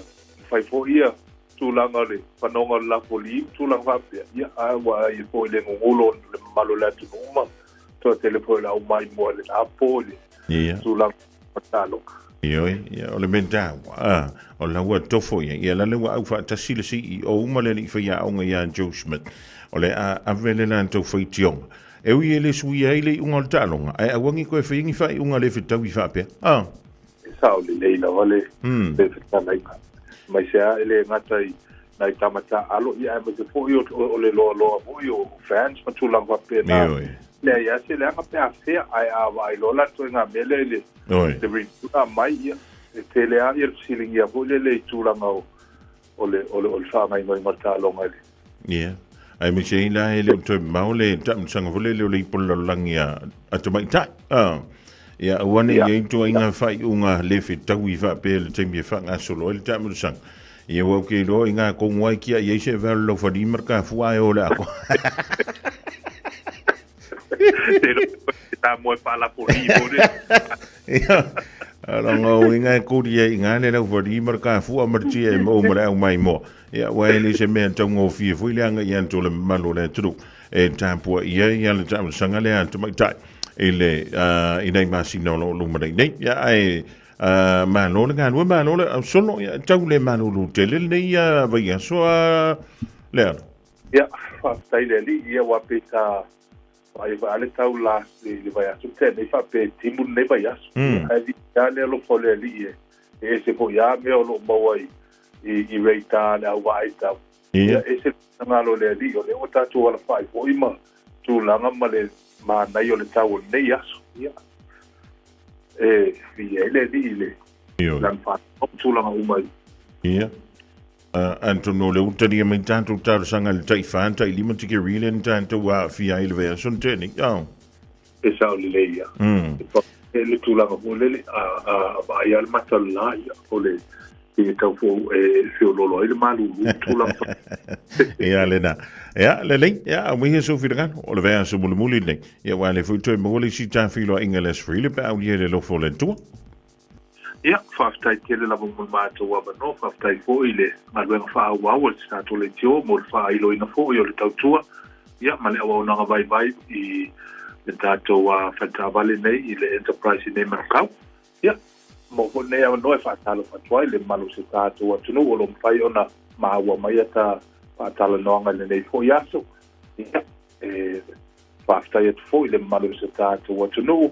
Ja, la tau fo isa a fea le tātou a o nanga i ile nava ia so ia mai se lava le weekend ia mai foi le tau pati mai le to tele se tātou atuno ia ona o lo tau sa elisa ia ma to telefone fa manuia ina ia ma fa matu atu ila to tavale ile weekend ia e o van nei tai au ia e foi na ia inga loa o atu mata vale nei tai au ia e sa o le lava le taunanga Fofogamua ia ona o le vaso mo le nei ia o lo tele mana no ia tātou tavale fai e lau filifilinga ia ele mata ina pa uma o lalo tātou tavale ia e fua ia i le whaatau tūlanga e whaonga ina i le tavale mi tūlanga whapea ia o na o ia nei tavale ia whapea e tuatu mo silafia se tātou atunu ia o le o ia tātou valu no fua o le Nissan Serena o lua lua ia o lo whaatau ina i le valu a fea iwa se lau iwa lima ia o le tulanga le o le Subaru le Vogue ia tuanga hui e tupulanga e twin turbo e dual exhaust ia e uma tulanga fo ia o le lua lima ia o lo special le aso i le neva ia i le masina i le lua afe ona se lau maru sfuru ia o le tatou piki apule o le lua afe lua sfuru Holden Colorado ia o lo pa uma o lalo le lua sfuru lima afe iwa se lau iwa lima ia o le tatou Ford Ranger o lua sfuiva ia lu sfuiva ate iwa se lau iwa lima o lo o faifuna moa tatou whapitoa i lunga tatou website enterprisecars.co.nz ia o lo faifuna whanga ele tatou maunanga ia le trainee ia manisi fo o platform fo le o le TikTok i tūlanga whapena lo maua i tau tatou tāwale ia tūlanga o tātou tāwale o molo whai ona whapitoa ia e mai se ia maua i fo i ma peimeni tūlanga whapena a whapelo tau sa ili e so sa o lo fia patu peina fo i o lo el mato in-house finance in whai ona maua le tadi po i te tonu o le i tūla ia o lono winga e wawe lava ona maua le tadi fo i lea o lau talusanga ia mai nai lo le tau tali tūlanga fo i lea within an hour ia o maua le tadi ia pe talia fo i ia po le atūlanga e fo i e tali mai te kato finance tūlanga o i la tau o e mofu i sa wanoa e suma iai ia pe ona whaelo atu o tātou website na o enterprisecars.co.nz o lo mau mai tātou tāwalena lo iei ma le link i au tāwha tāwale sa i tāsi whai ona wha ngai oi mai lau finance o i la tau fu lo iei tāwale tuai o fia training i whai fu ona whaia lea tūlanga i le tātou au nanga ia vili mai ma so tai mai fu i le tātou numero masani o le over se lau ono tasi ono Pata sivalu ia vai ona sili mo sunga ya Terry Cone sunga le pule ia te mafo ia tau o papo ia po to ona nei o le ala tu le lei mo nisi fa talanga i lau lava ana ia po vai po ona e suma i le tato o trade o le lima ono fitu anga i le lima fitu toru i make face road e lua tato ia tato lotoa ia o le situ o tato budget card ia male tito lo ia sa vale po le skru lima ngai lunga ia a pe lo e lunga market sa ele po sa tu langa o le aina ia po ni fo fanau ia ili mai ma so sai mai ia po lo su mai fo i tato lo toa ia pa ta lo fo tu langa o le mana onga ia mo wala wala sa ili sa mo le mado se tato wa tunu ia Fofogamua whakataitele la mo mātua wanoa. O i tātou le tio, o le longo puia ili ina o tātou atunu, ia ua fo i le whaalauloa ina o sio mātou au nanga vai. Ia, le whafongamau sia tātou atunu, ia lofa mia le atua. Tātou e whelua i fo i se, i le asfaraile, i le lofa maleanga leo tātou tapau sili. Whakatai mo mātua wanoa. Paru i telenga ruenga o toi o le reia sunga fuai, ma lava singa le rive aso le tofai a kuso fia le nei o le tofaya le ala I le tautuma le unangana le Enterprise Motor Group I Berkau sa ile ni aiso sa ile ni fo I Victown o le tausanga le wase antu ya lus fu 5 minute o te ni le tula e lua ile ni vaingula woli tapera tu matua e ba tava le piki le fana wa onga le tuwa yo onga ile nei ya songa fua Radio Samoa. Taslima ivatolu amo.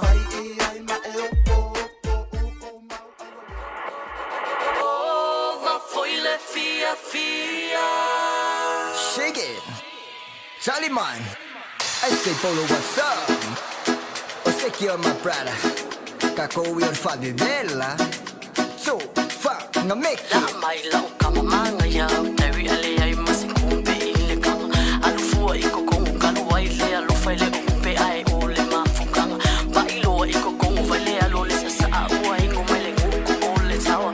Musu wa kuyai ai fia ula vale fai mai o yele ai o sipanga. Nena eba você no omelenga. O capo la vai por esta cielo. E até me ponis la soli ele mala. Lunga lunga lunga. Batsi mai o lima. Be afai wa e fia fia. Be afai wa e fia fia. Oh, ma foi le fia fia.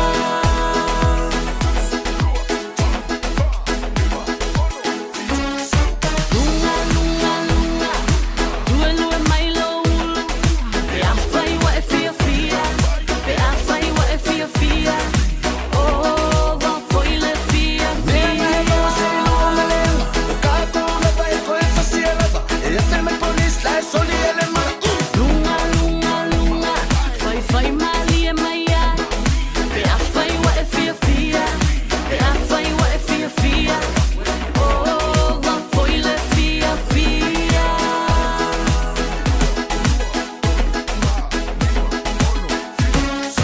Lunga lunga lunga. Se vamos le tau sa fia. Be afai wa e fia fia. Be afai wa e fia fia. Oh, ma foi le fia Nena eba você fia. no omelenga. O capo la vai por esta cielo. E até me ponis la soli ele mala. Lunga lunga lunga. Gosto lo ai fafo. Se awol so onga fasia. Awol so onga fasia. Wanga la vole fia fia.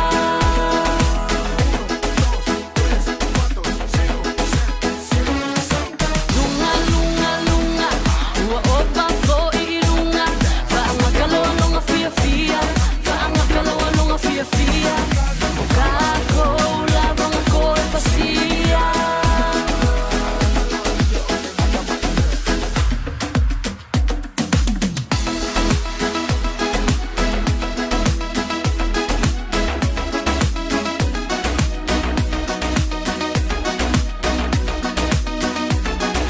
Nena eba você no omelenga. O capo la vai por esta cielo. E até me ponis la soli ele mala. Lunga lunga lunga. Batsi mai o lima. Be afai wa e fia fia.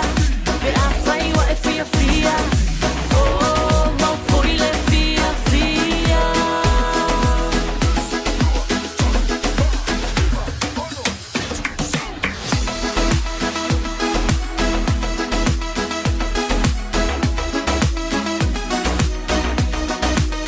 La mai lau kamanga ya. Tari ale ai masikumbe ile kama. Alufua iko kongu kanu waile alufa ile ukupe ai ole mafukanga. Bailo iko kongu vale alole sasa aua ingo mele nguku ole tawa. Musu wa kuyai ai fia ula vale fai mai o yele ai o sipanga. Nena eba você no omelenga. O capo la vai por esta cielo. E até me ponis la soli ele mala.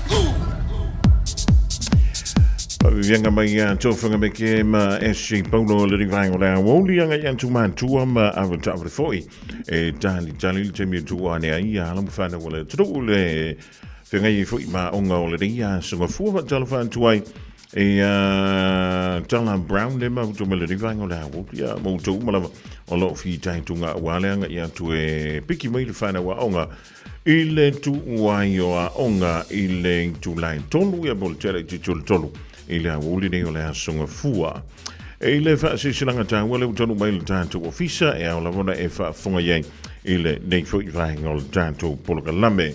Whaatasinga a le mautanga le whaaliu le la a songa fua so whao o kuso.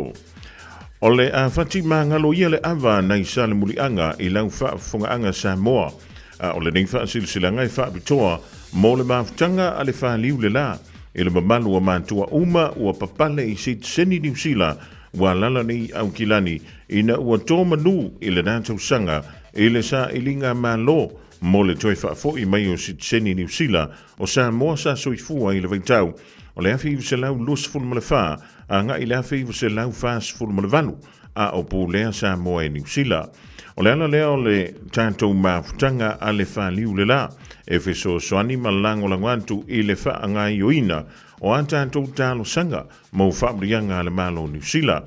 O lan tātou whaatsinga o lo so o mai le asunga fua so whao au kuso lua whelua lima i le Marurewa Sports Centre, Mountford Park, i le tasi walu o Weymouth Road i Marurewa. Mai le afo le sefulu i le taeoanga i le lua i le Aoauli. E whaamaratuantu e whaitaitai lan tātou whaatsinga e a wasa tātou tau mafutanga mamafa o le Aoauli. A whiwhio matala au mai se i o tātou lolo lima, e a mawhaatalofa mawhaipule o le New Zealand First, sa langoloina la tātou mau i le pāle mene o New Zealand. O se awa noa e le au maua e pu e iso o tauanta, ma le whaipule i a Dr. David Wilson, ai mai se o toa sa tūlai mō Samoa. E manatuai le tala i a nā whanua e ngase toa ai o la pule.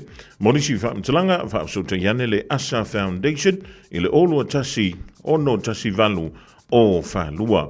Olua tasi ono tasi valu o whalua e a waalwha moe moe nā maafutanga whaliu le la whaaturuina le le asunga fua o le veis fau pe a tātu waulia le lofa malanga le lei o le tāpa au sili i lunga.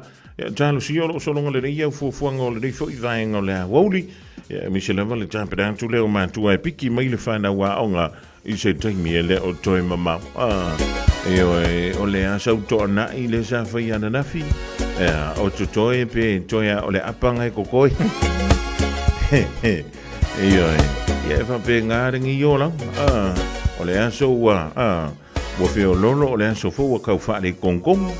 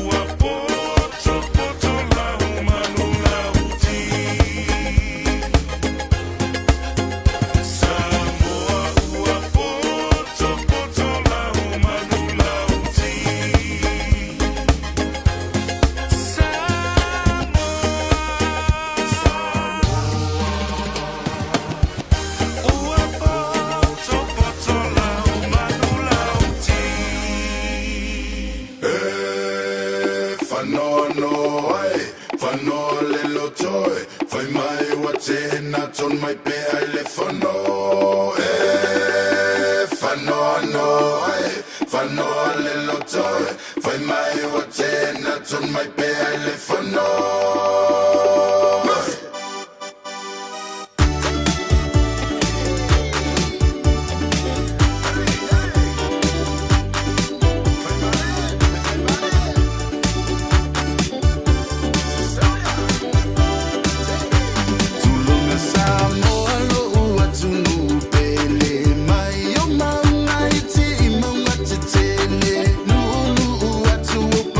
Musa, you la wele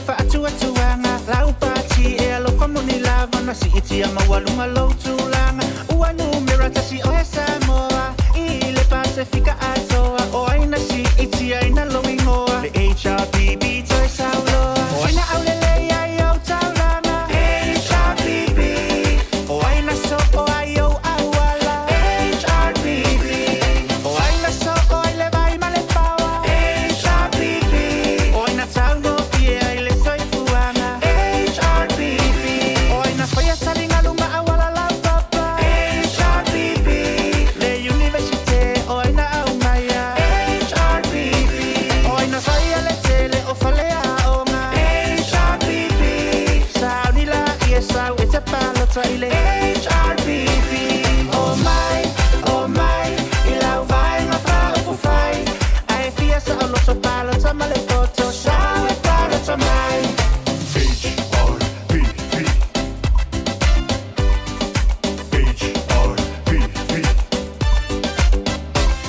Ua e masani ia matauanga ai whaile fia I le tautala e le matele ini fola folanga ai o ngā luenga e moli maulava sila I lau malaiva a lele o pia I au whale te tele feifo I o se taulanga vai tele tuana I matoi luma lai sa alo tele o aina suia le tu awala HRPB watofu ta avale ai le tele o tangata HRPB wa whaata amale alu I le maumanga HRPB wa se feo wai wa ele toi laa HRPB o aina au mai a TV ma telefoni HRPB whai ngofi e aina feso o tai HRPB ma le keipo e sau I lalo o le sami HRPB e afe mafe mere le ina whai ele HRPB oh my I lau vai ngā whaupu whai ai fia sa o loto palo ta male koto sao e paro ta mai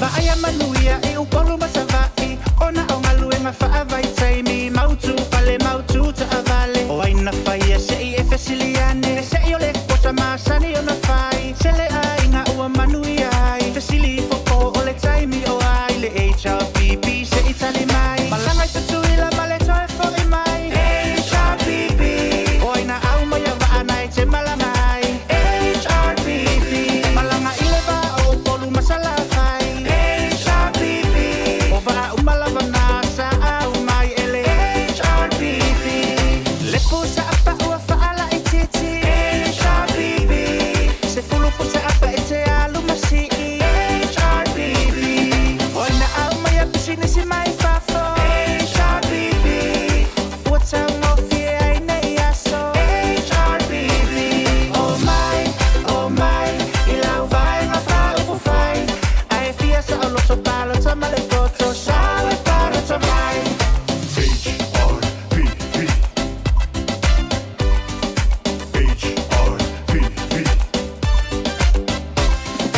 Awana I ngalo ia o ele kola e manuia ai o tangata uma tausanga uma male lima se lau e o I le pepe fato a whanau le pele ngalea ua fola whava e ngā o le penisiona ma le sipalea mo I tato ma le afetala e so o se pepe fo o aina whaia le penisiona HRPB so e o onga fua I whanau a onga HRPB lea ua fola mai le kola HRPB e manuia ai so o se tangata ola HRPB o aina maua I tupe e whale la langa HRPB le toi whaola o laina o le I e tonga HRPB le tongi o kule nu ule a fo I ua maua HRPB ma lato a launi e maua uma HRPB oh my le kola lea ua tupa mai le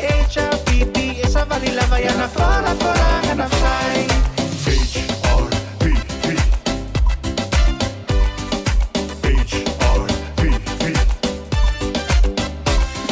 Ma so se toi au mai sauva alele ua tangata tele pasese ma toi fausia se isi wa futele tele manuia ole a sele sele suila e pa ua wha amalo lau tau tua sa ili malo suita ita ima whai pule uma Wai a te outou le wha au uma O ai le pāti e tau talama minoi HRBB O te tau tino atu e te le toe oi HRBB Wha fo i Samoa i wana sa ala tonga HRBB O mai umaloa e pālota i le HRBB O ai e te vali ana fola folanga HRBB E whai tino o ala tau tala HRBB O mea no te whaia e lava tā pena HRBB Whaatua tua whaatasi manga luenga HRBB Oh my Le kola lea ua tuwha mai Te HRBB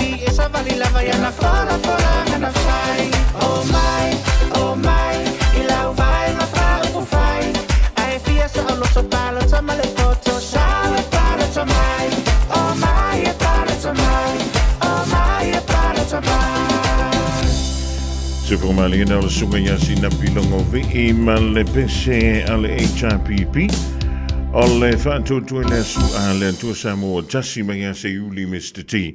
E ma le whatunga mo le vang whawhai le Samoa ua poto e pe o na langina mo tu whaatsia le o pese le puni ala va.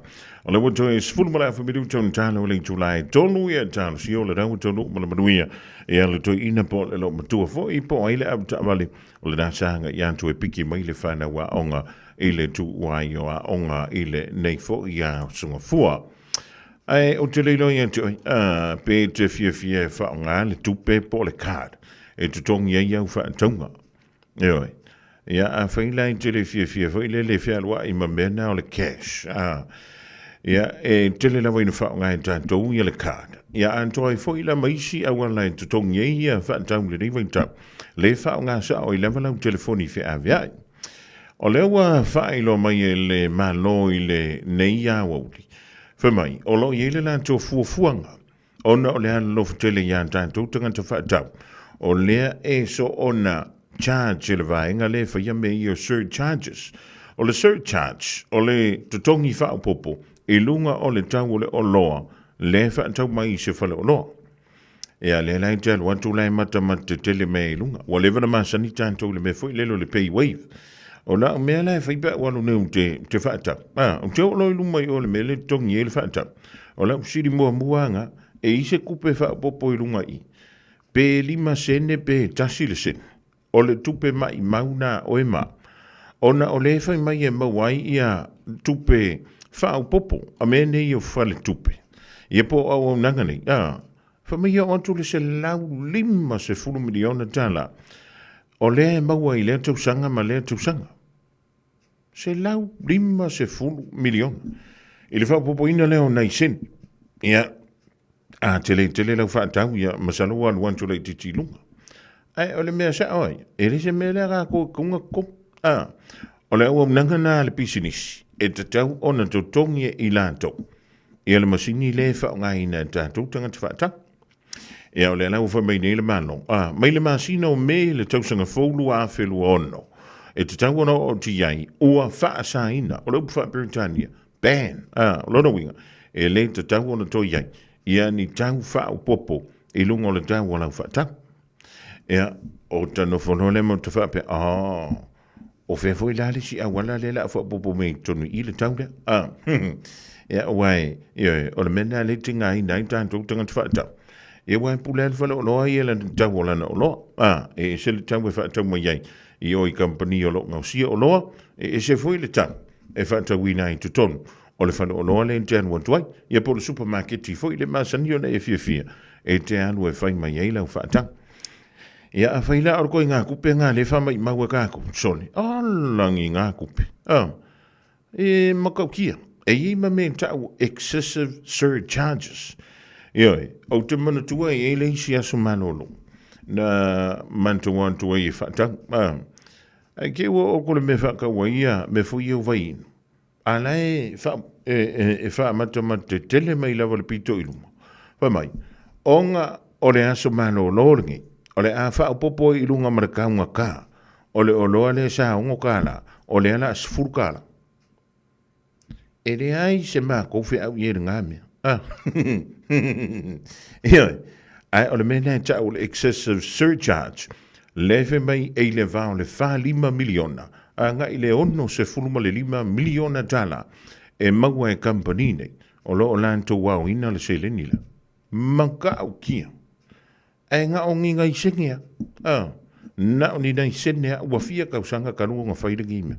Ai whawhitai. Pe a whapea o le wa whirangano le malo. O le a whaamuta le toi tutongi nei. O e maa umai tātou umalawa. O le hito ai ngā seleni. E le ai maso ngā o ngā ian tātou. Usala unko kongi rau whaaka. Poa uma me wha ngā pisi. Sia mea ngā nā kua kong. Ai le whapea kongi e kā kou o le whaatau. O la wa mawa tuai malala to polo fiti to tongi tuai malala fonga o le VNGST. Ya e koe a mai fa maranga ku pe koe kongi ka ku. Ka feeling kongi ko pidi foi. Ya le rek o le wa toyo no milu John Talia o le tula e tol. Fa silsilanga I lupe fa le matama fa na wa fasta uta. E fa tulo wa tu O e si la fia me fa tino e mafaiona e umi ai so fa le motu le lumanai. A fai fo i so fale motu o e sira fia ma fai na fa tinu ni si o fuafuanga e fa ngai le equity o lo fale a woni e misiere por kalame o le malu I fale ia fia o soruru ta itasi le se fulu e te ai le fa o le a e sira fia ai au wala e ma fai e ona e umia se fale motu le lumana ai ma wala e fa ngai le equity o lo fale motu e fa te wai se isi o fale le por kalame o le malu I fale ia fia o soruru va yaso ta itasi se fulu e te ai le fa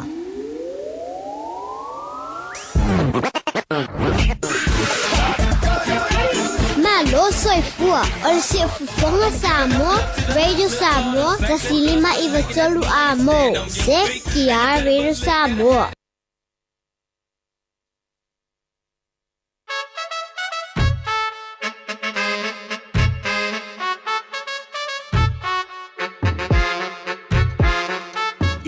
Iwa ayakula oi, nari ua saa mai nga oia. Ua pule lava ye yanga ia oi ea Saula ia Siva mai se yo ufa a fiestia Umai Unga luenga Pa a tau pati Oso pelue lue mai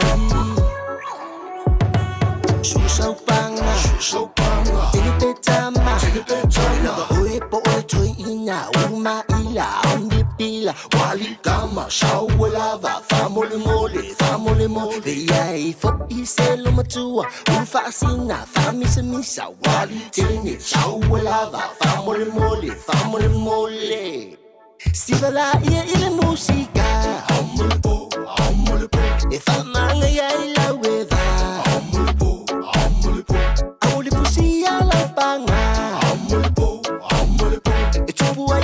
Semisa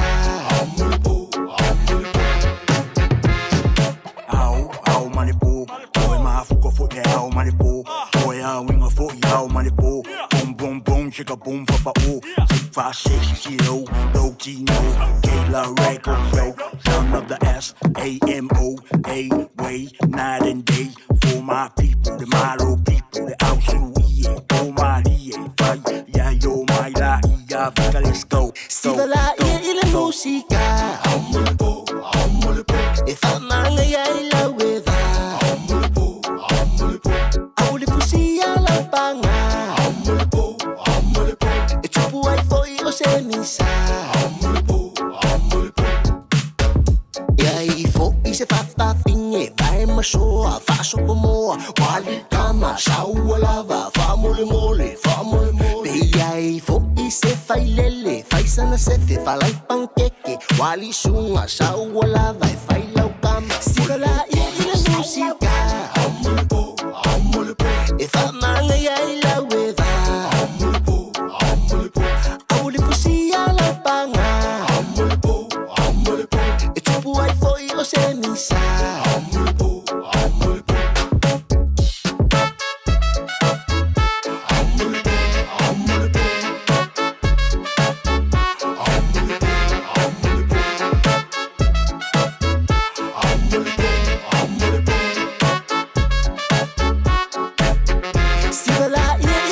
sika e whamanga iai lau e wā awole fusia lau panga e tupu ai foi o se misa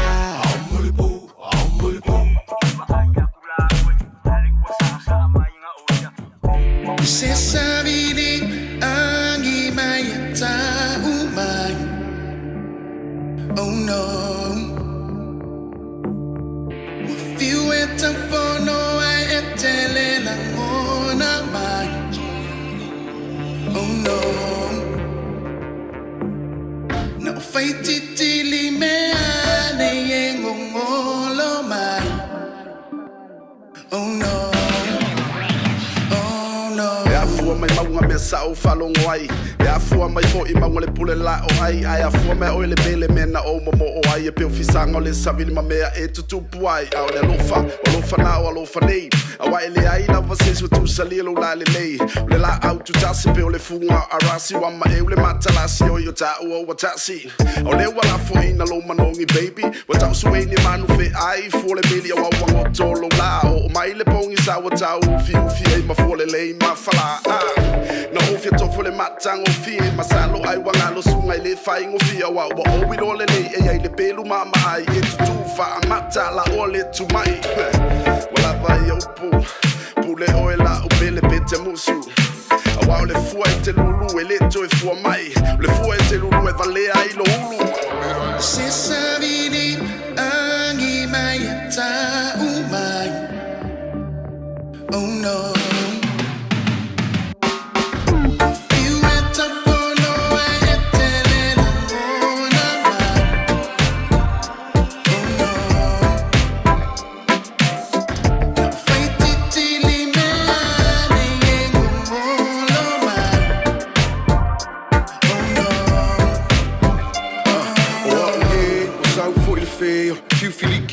se he posite na ole ku fisidi ole ma fau pi ia ma kia oe po ke fa kau o mo o bia se fuala au o mai kala manga se valu se ko ai manga ku fai nga kawa e alu ai ku mai o au o umi ole miki le ma fai o nga fa fang ka I ka wa vale fi ma o se e fi ma o se swing o le alo fa fa ape o lo au le ua ave ma mika mikanga pei o se moli ua susulu mai le ava se fa fe au mai o ele pele pela pe ma sele vai kikiri mahava kafi e se ai umaleanga e ku mangile lei kalela vasi sila ile kele o mase lilo ile langi mo se fe sosoangi e maua mai le kali pe ai afu ma e kangi le se fai ka o nga fa mala ma fai mai ti o lofa ngei o lofa nga aya se sabini angi mai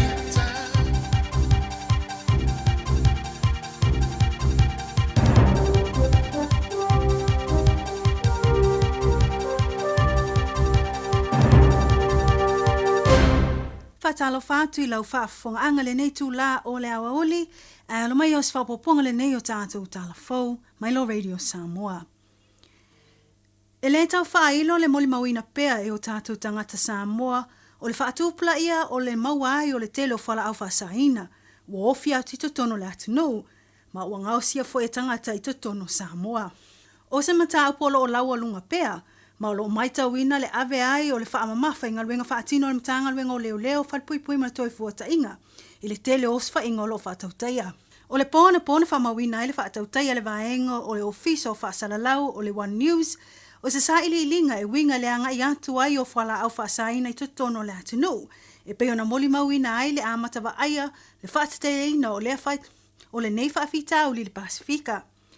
Whamawina o Samoa sa pei wana o se no fuanga, e mapuanga I ai le whaatawina ato o loa whaasaina, po le vaenga o ta o le transit point, a o leo o whetaya I nei ma le whaafitau li o le whaatau ma le whaonga I nei nisi tutonu o lau whanu o Samoa. Ma o leo o whaalia ai popo lenga le tamaitai pā le mia tausi, fia mena o mimata afa I le whaatupula I o le nei mata upu. I le au lili ina o sa ililinga I reporti o lo mai tawina ai, o nisi o vaenga o lo li poti ai le whaonga ina o whaana witi, e whaape e whaatau watu ina ia mawai pauta whaasain o le meth, po le aisa, o se tūlanga whaamomo I loto, peitai o lo mai tawina le alia e o nei ngai o inga whaalea lofa. E tu sai ma whaamtalanga I le o atu ai o pauta whaasaina ma niso me tō tino whaarso tu la fono o lo mai tauina ai. O Amerika Samoa le tasio atu nu o lo lipotia. O lo ui atu ai le tele o nei whala au whaasaina ma mea tō tino whaarso tu la fono. E peo na moli mawina pea fo I le tele o isi whala au whaasaina o lo tā fia le mtanga alwenga o leo leo.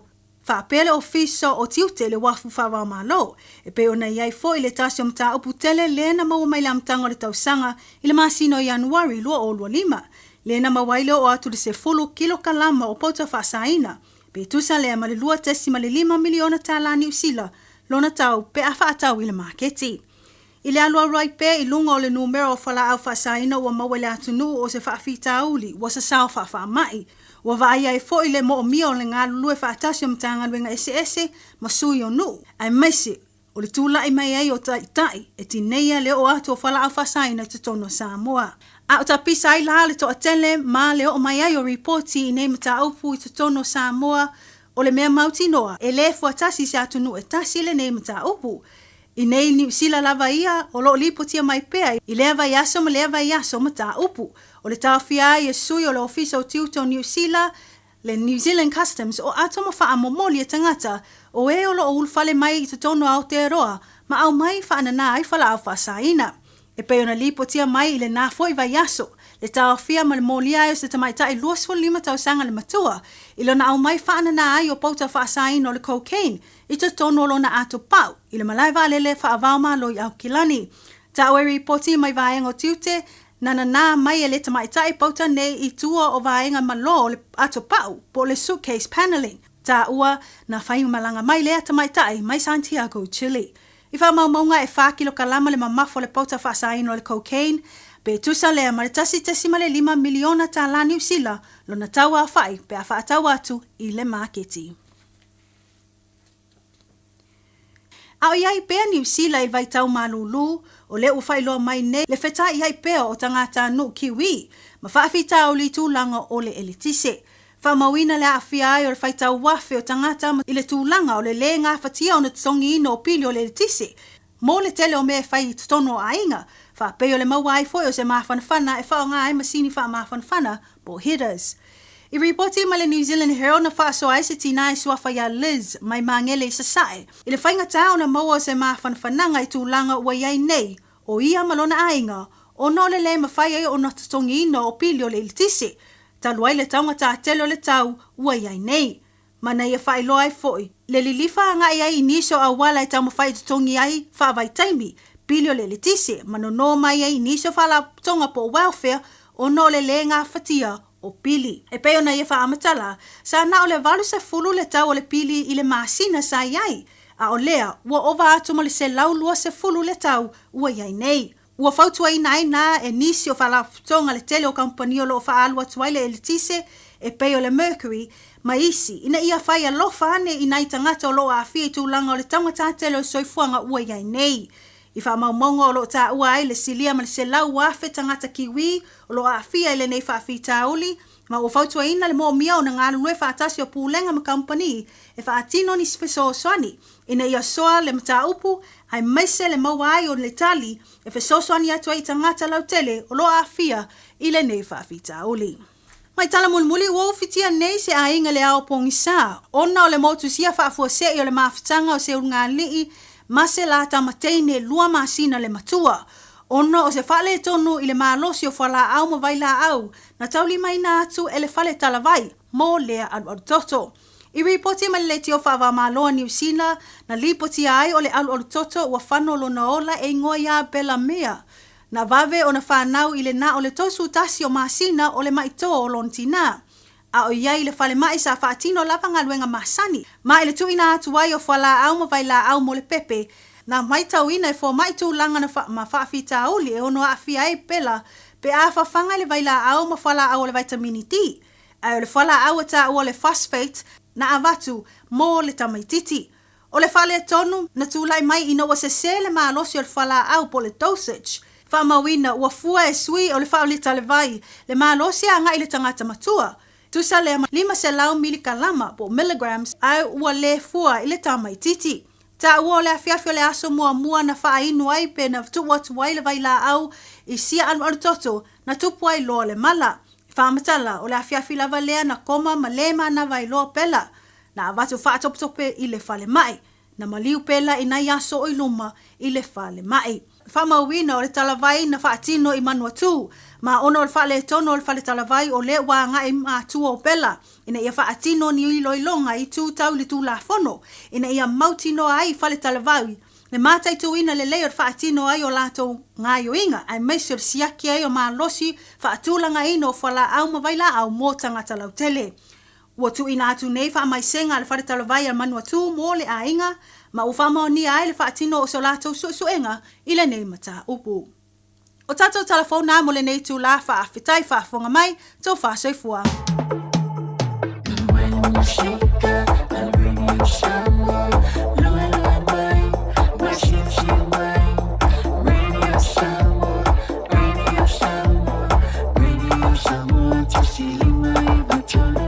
Radio Samoa.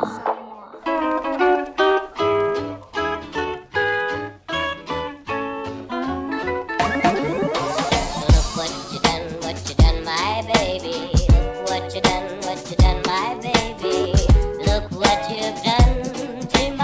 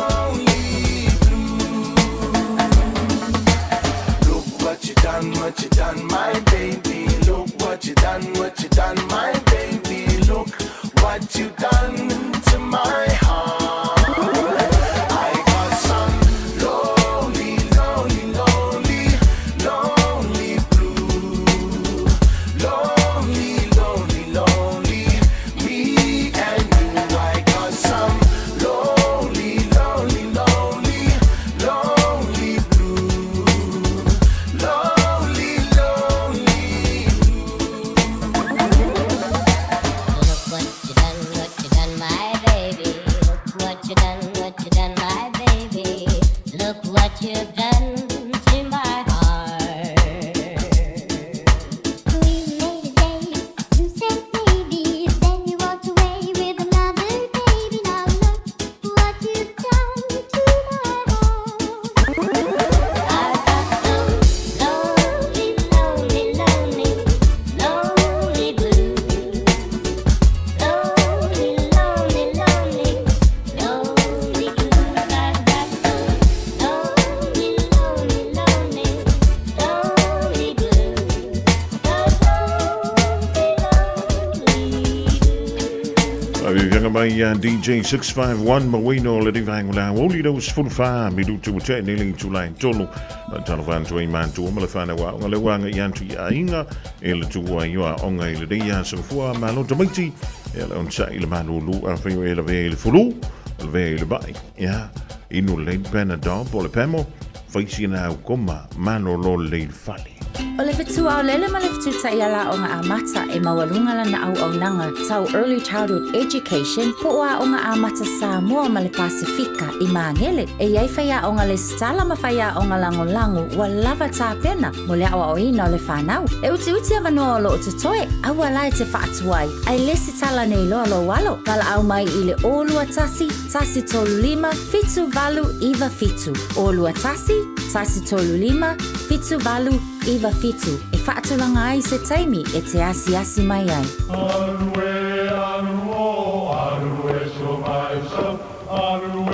O Samoa o le atunu ua mai au na tofi. O le la au ua mai au ngā tātulanga e le to e tau au whangaina. O le vai fo I ua malili ua mai au na saiki. A o lau polo kalame o le vau filifili. Ua na o se toi wha manatu. Ua na o se toi fangu ia ua nganuu Samoa. Mau upu ta oto, mau upu tu. E ala lea I ala ngā upu ma muanga ngana, ma le vau ngana. A wane I emisia le tātou polo kalame. I afi o aso lua ta itasi le itu la e valu I lunga o le Radio Samoa. Ia manu ia tele, lau mai muanga, ma lau whaasaunga Samoa. Talofa Samoa. Wa ule nei o kasputi alu, a wale suia le ngila ura ule kio. A eva mai ina se fudu lima iwa kolu. A mo, Radio Samoa, vevela a.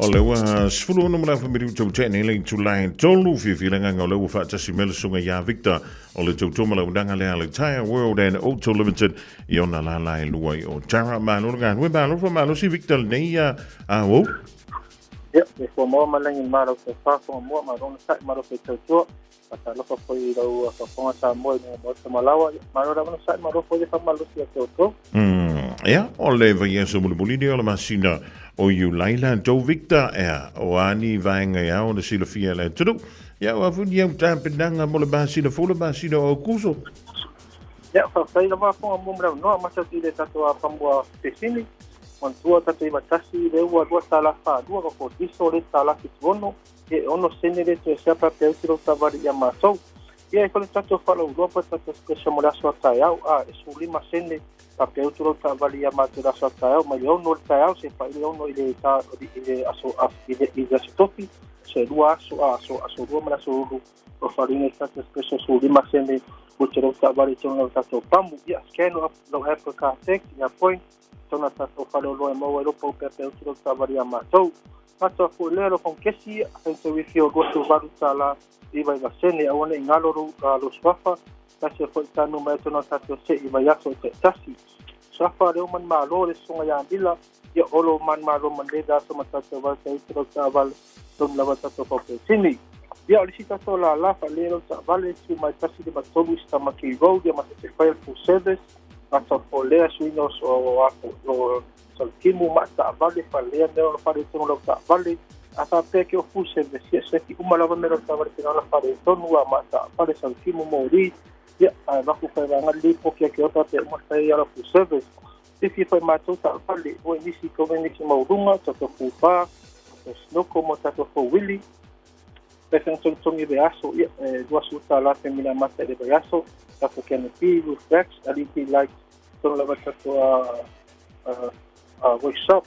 Ngata foi le pe pale wofi e was uta la sai le pe wine ya matou mo pe mata ba fa tau sai le filinga se sta vale lava ro mo ya matou sa to hai te ka ngata foi le to pe apu o ya le fo wenja hai last ni jan tu ya try for ya try uma te seu ka pa vale ma fa o ya o ga fo marka so ma tu lai o le sto ko ma fa pi pu pa ma le visi so ta fa vale uma ke we se ne ko po le sa ro fa tau so ya au mga teu ko ka wali i le ka fa ta vale a pe gi sin ne ma ko e re nga para ma te pena tulanga mo we ya ma tu ro le sen ya ma tolu ma singa tens te ne pa le so sa ya ma so mo la balo sin te ter mo e to inga re me ta te poni o i varu tu pa to lu o le si ta to la labia pa ta fa ta u le tasi fitu su pe pecho o tara pa fo pa wai mo ma to se ki next ska vale lava mo ma te se lang fo lo mo na le lua su ta la te mina ma ta de a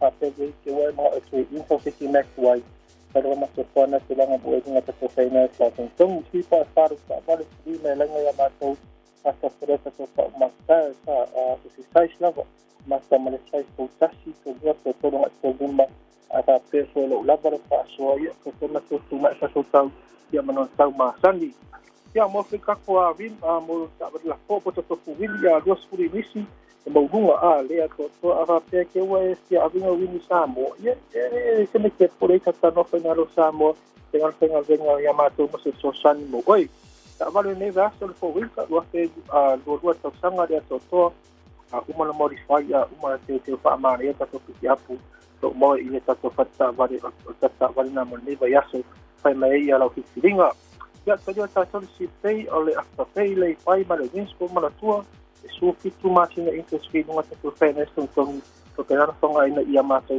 la do fa pa u kana to po de to farislia ya mo terminate fa ta do se mandu mo ma to no to yo man yo fa ba to ya mo terminate ya su fo men mo yo fa ta la maar we tele la singo toyo le ya sunga fu le sunga ya Victor wa vela mo yema fu ntamu moli now le to tumala udanga ale tai world and auto limited lus fulu male tasi minute uta eneli tula etolu tasi lima iva tolu amo radio Samoa oi fo io le muane ele tau mate peni pese mai fea ia malama olei ano foi le moana olei a fai anga tau sai le tai papa ole tua masanga olei a lava ole ngatai fale etaele lava ile taifana tau tai ai lava sauma afe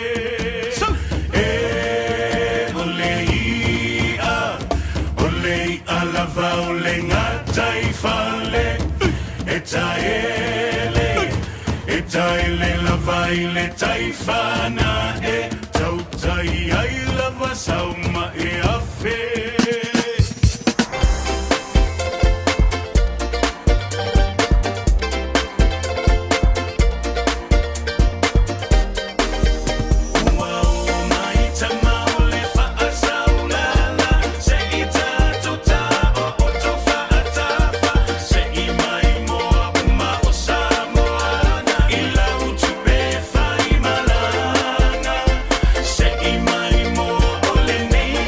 Tell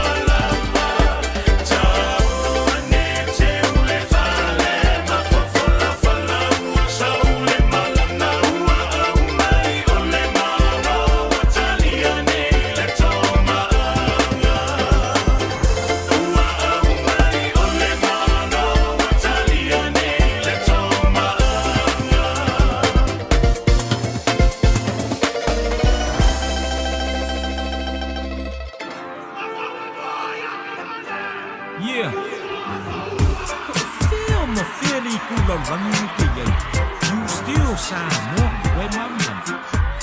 No matter where you go, no matter where you are. Or oil sound, man. I was getting nothing on it now.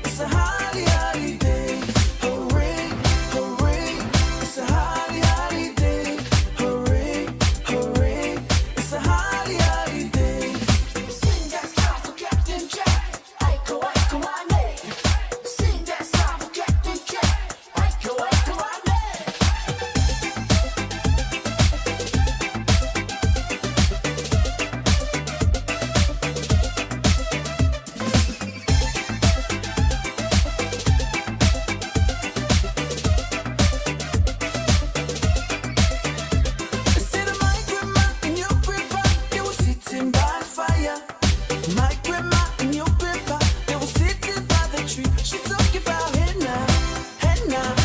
Aiko aiko ane. Come on, fina alane. Come on, fina ane. Move your body, move your body, move your body, move. Move your body, move your body, move your body, move. I said my grandma and your grandpa, they were sitting by the fire. My grandma and your grandpa, they were sitting by the tree. She talk about henna, henna. Aiko aiko ane. Come on, fina alane. Come on, fina ane. Sing that song for Captain Jack. Aiko aiko ane. Sing that song for Captain Jack. Aiko aiko ane. Sing that song for Captain Jack. Aiko aiko ane.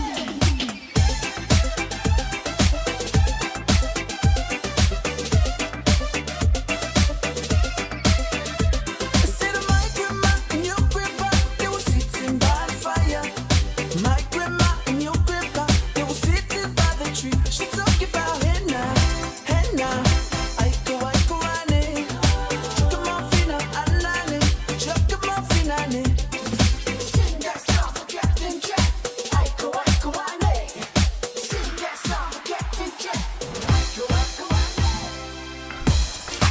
Pagi janga sufa filoi te tulu mau le tua yo a onga le fana wele ngan toi leo le toi fa ma fana fana ina o toi ngol tona ai mai na nafi ya bole fana foi o ina wa ya fe tu ye fa umale na to ko Samoa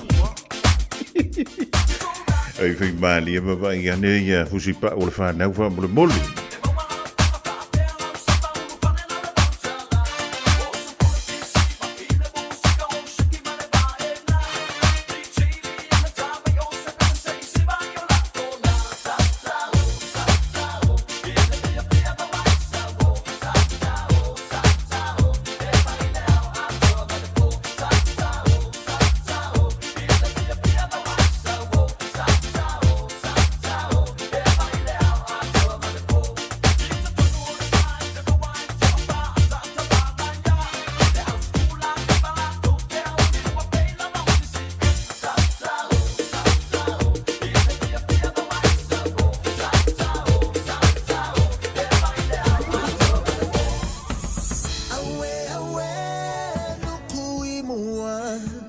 And when it's time to find home, we know the way.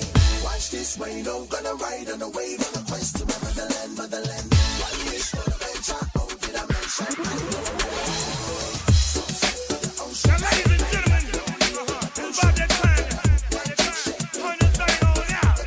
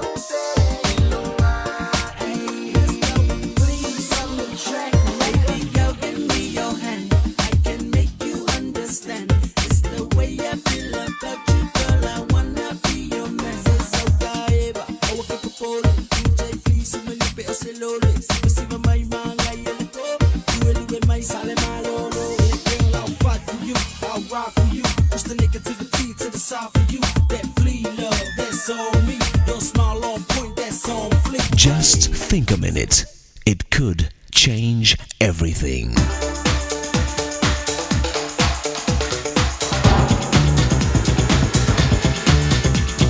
Think a minute. Recently on TV, I watched an interview of a man named Kulinski who's in prison for murder. He has tortured and killed more than 100 people.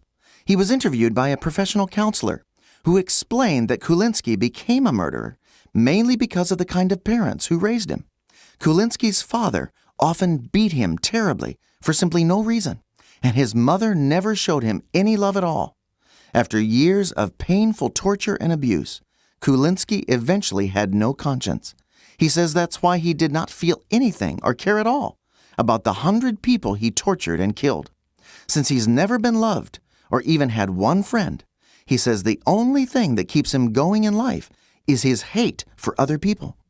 Another man named Henry Luce had a very different father than Kulinski's.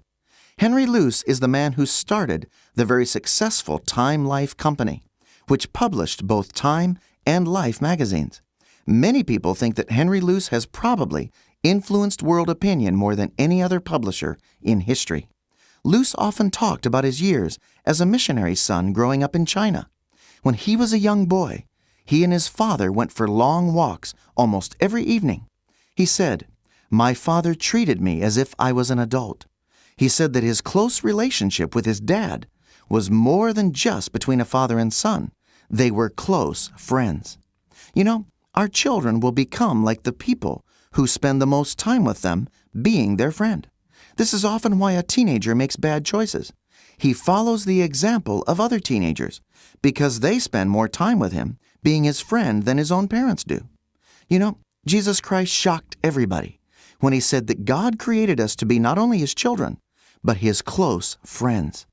Jesus said God loves us so much, he wants us to spend time with him and feel so close to him that we call him Dad. And today, if you'll ask Jesus to forgive you for living your own way, he will make you God's child and friend. Then as we learn to live Jesus' way, we who are fathers can learn to become the loving dad and friend our children need. Just think a minute.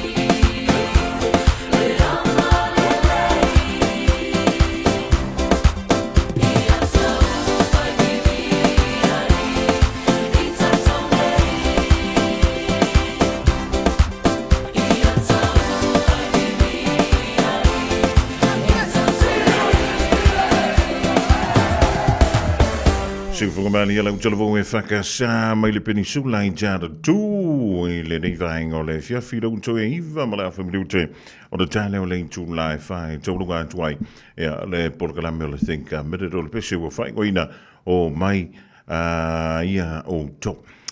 O le anto mauseisi whaapoponga o le tātou polkalamina o le thinka mere I le Aoauli antai au taimi masani tautua le Radio Samoa.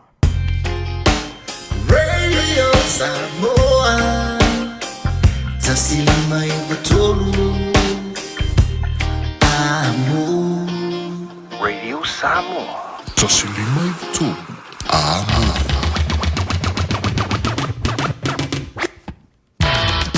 Wa taulunga tina le tautu mo I Samoa le rivaenga le fiafi o le asunga fua le rea so lu se fulu ma le valu o le rima sino yulangi lua fe lua lima a fai wei e senga dawa le tala fiau ngai lau mai tau e poto le tautai e le temi sasi lan fa ai ma le tuane lo titi fai tama le tomo fai le ona fa tau va te antu le tuolo do soi fua ma le bantu o la te hau toi fe sila fai e lunga o pea mga walu o ea wa foi ia le fa wa wina o programe o la Aoauli ma Fofogamua tala mai aturo o le Pasifika ma le langi pe atali tu lai fa mai le falitua ia Miriama la toa powari so tuai ma le programe le ganga I fo faiva o te pera mai ia le fionga ia le antua sovea a wala vai ia le fa wina o le tutua le Radio Samoa tasili mai o tolu a momo le ia sunga fu ma wila o singa o toi fu fuanga o le rivaenga o le fiafi manu lula o le savini o le ia ni mai lona winga o warso o ngafia I fio lolo ma anu ma avelo o fu ma fana ma lau ato fu ala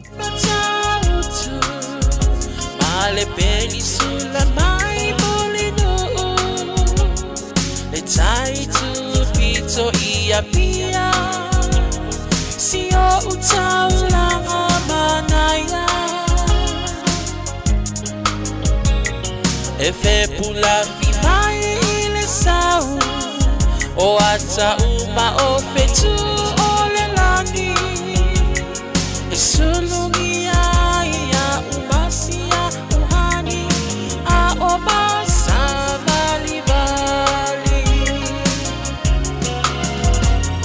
Le pasina se Yesu solo Ia Samoa no uatulu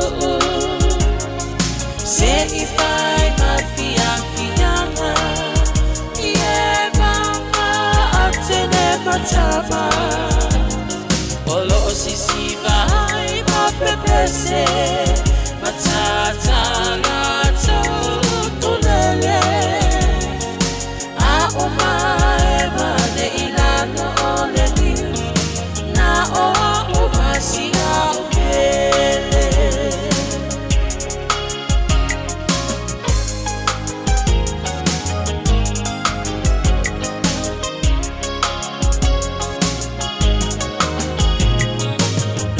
Nofo imama pei Lesi tau langa o sabonei Ai mana tua pea o polu Ole ingole osu o motu Ele mawhai hanga o nangalo Le tape mali o mai singano Olo o nofo ai tine matama Yunga lona awala lau papa Le pasina se Yesu solo Ia Samoa no uatulu Se ifai mafia fianga Ie mama atene matama Olo sisi vai mapepese Matata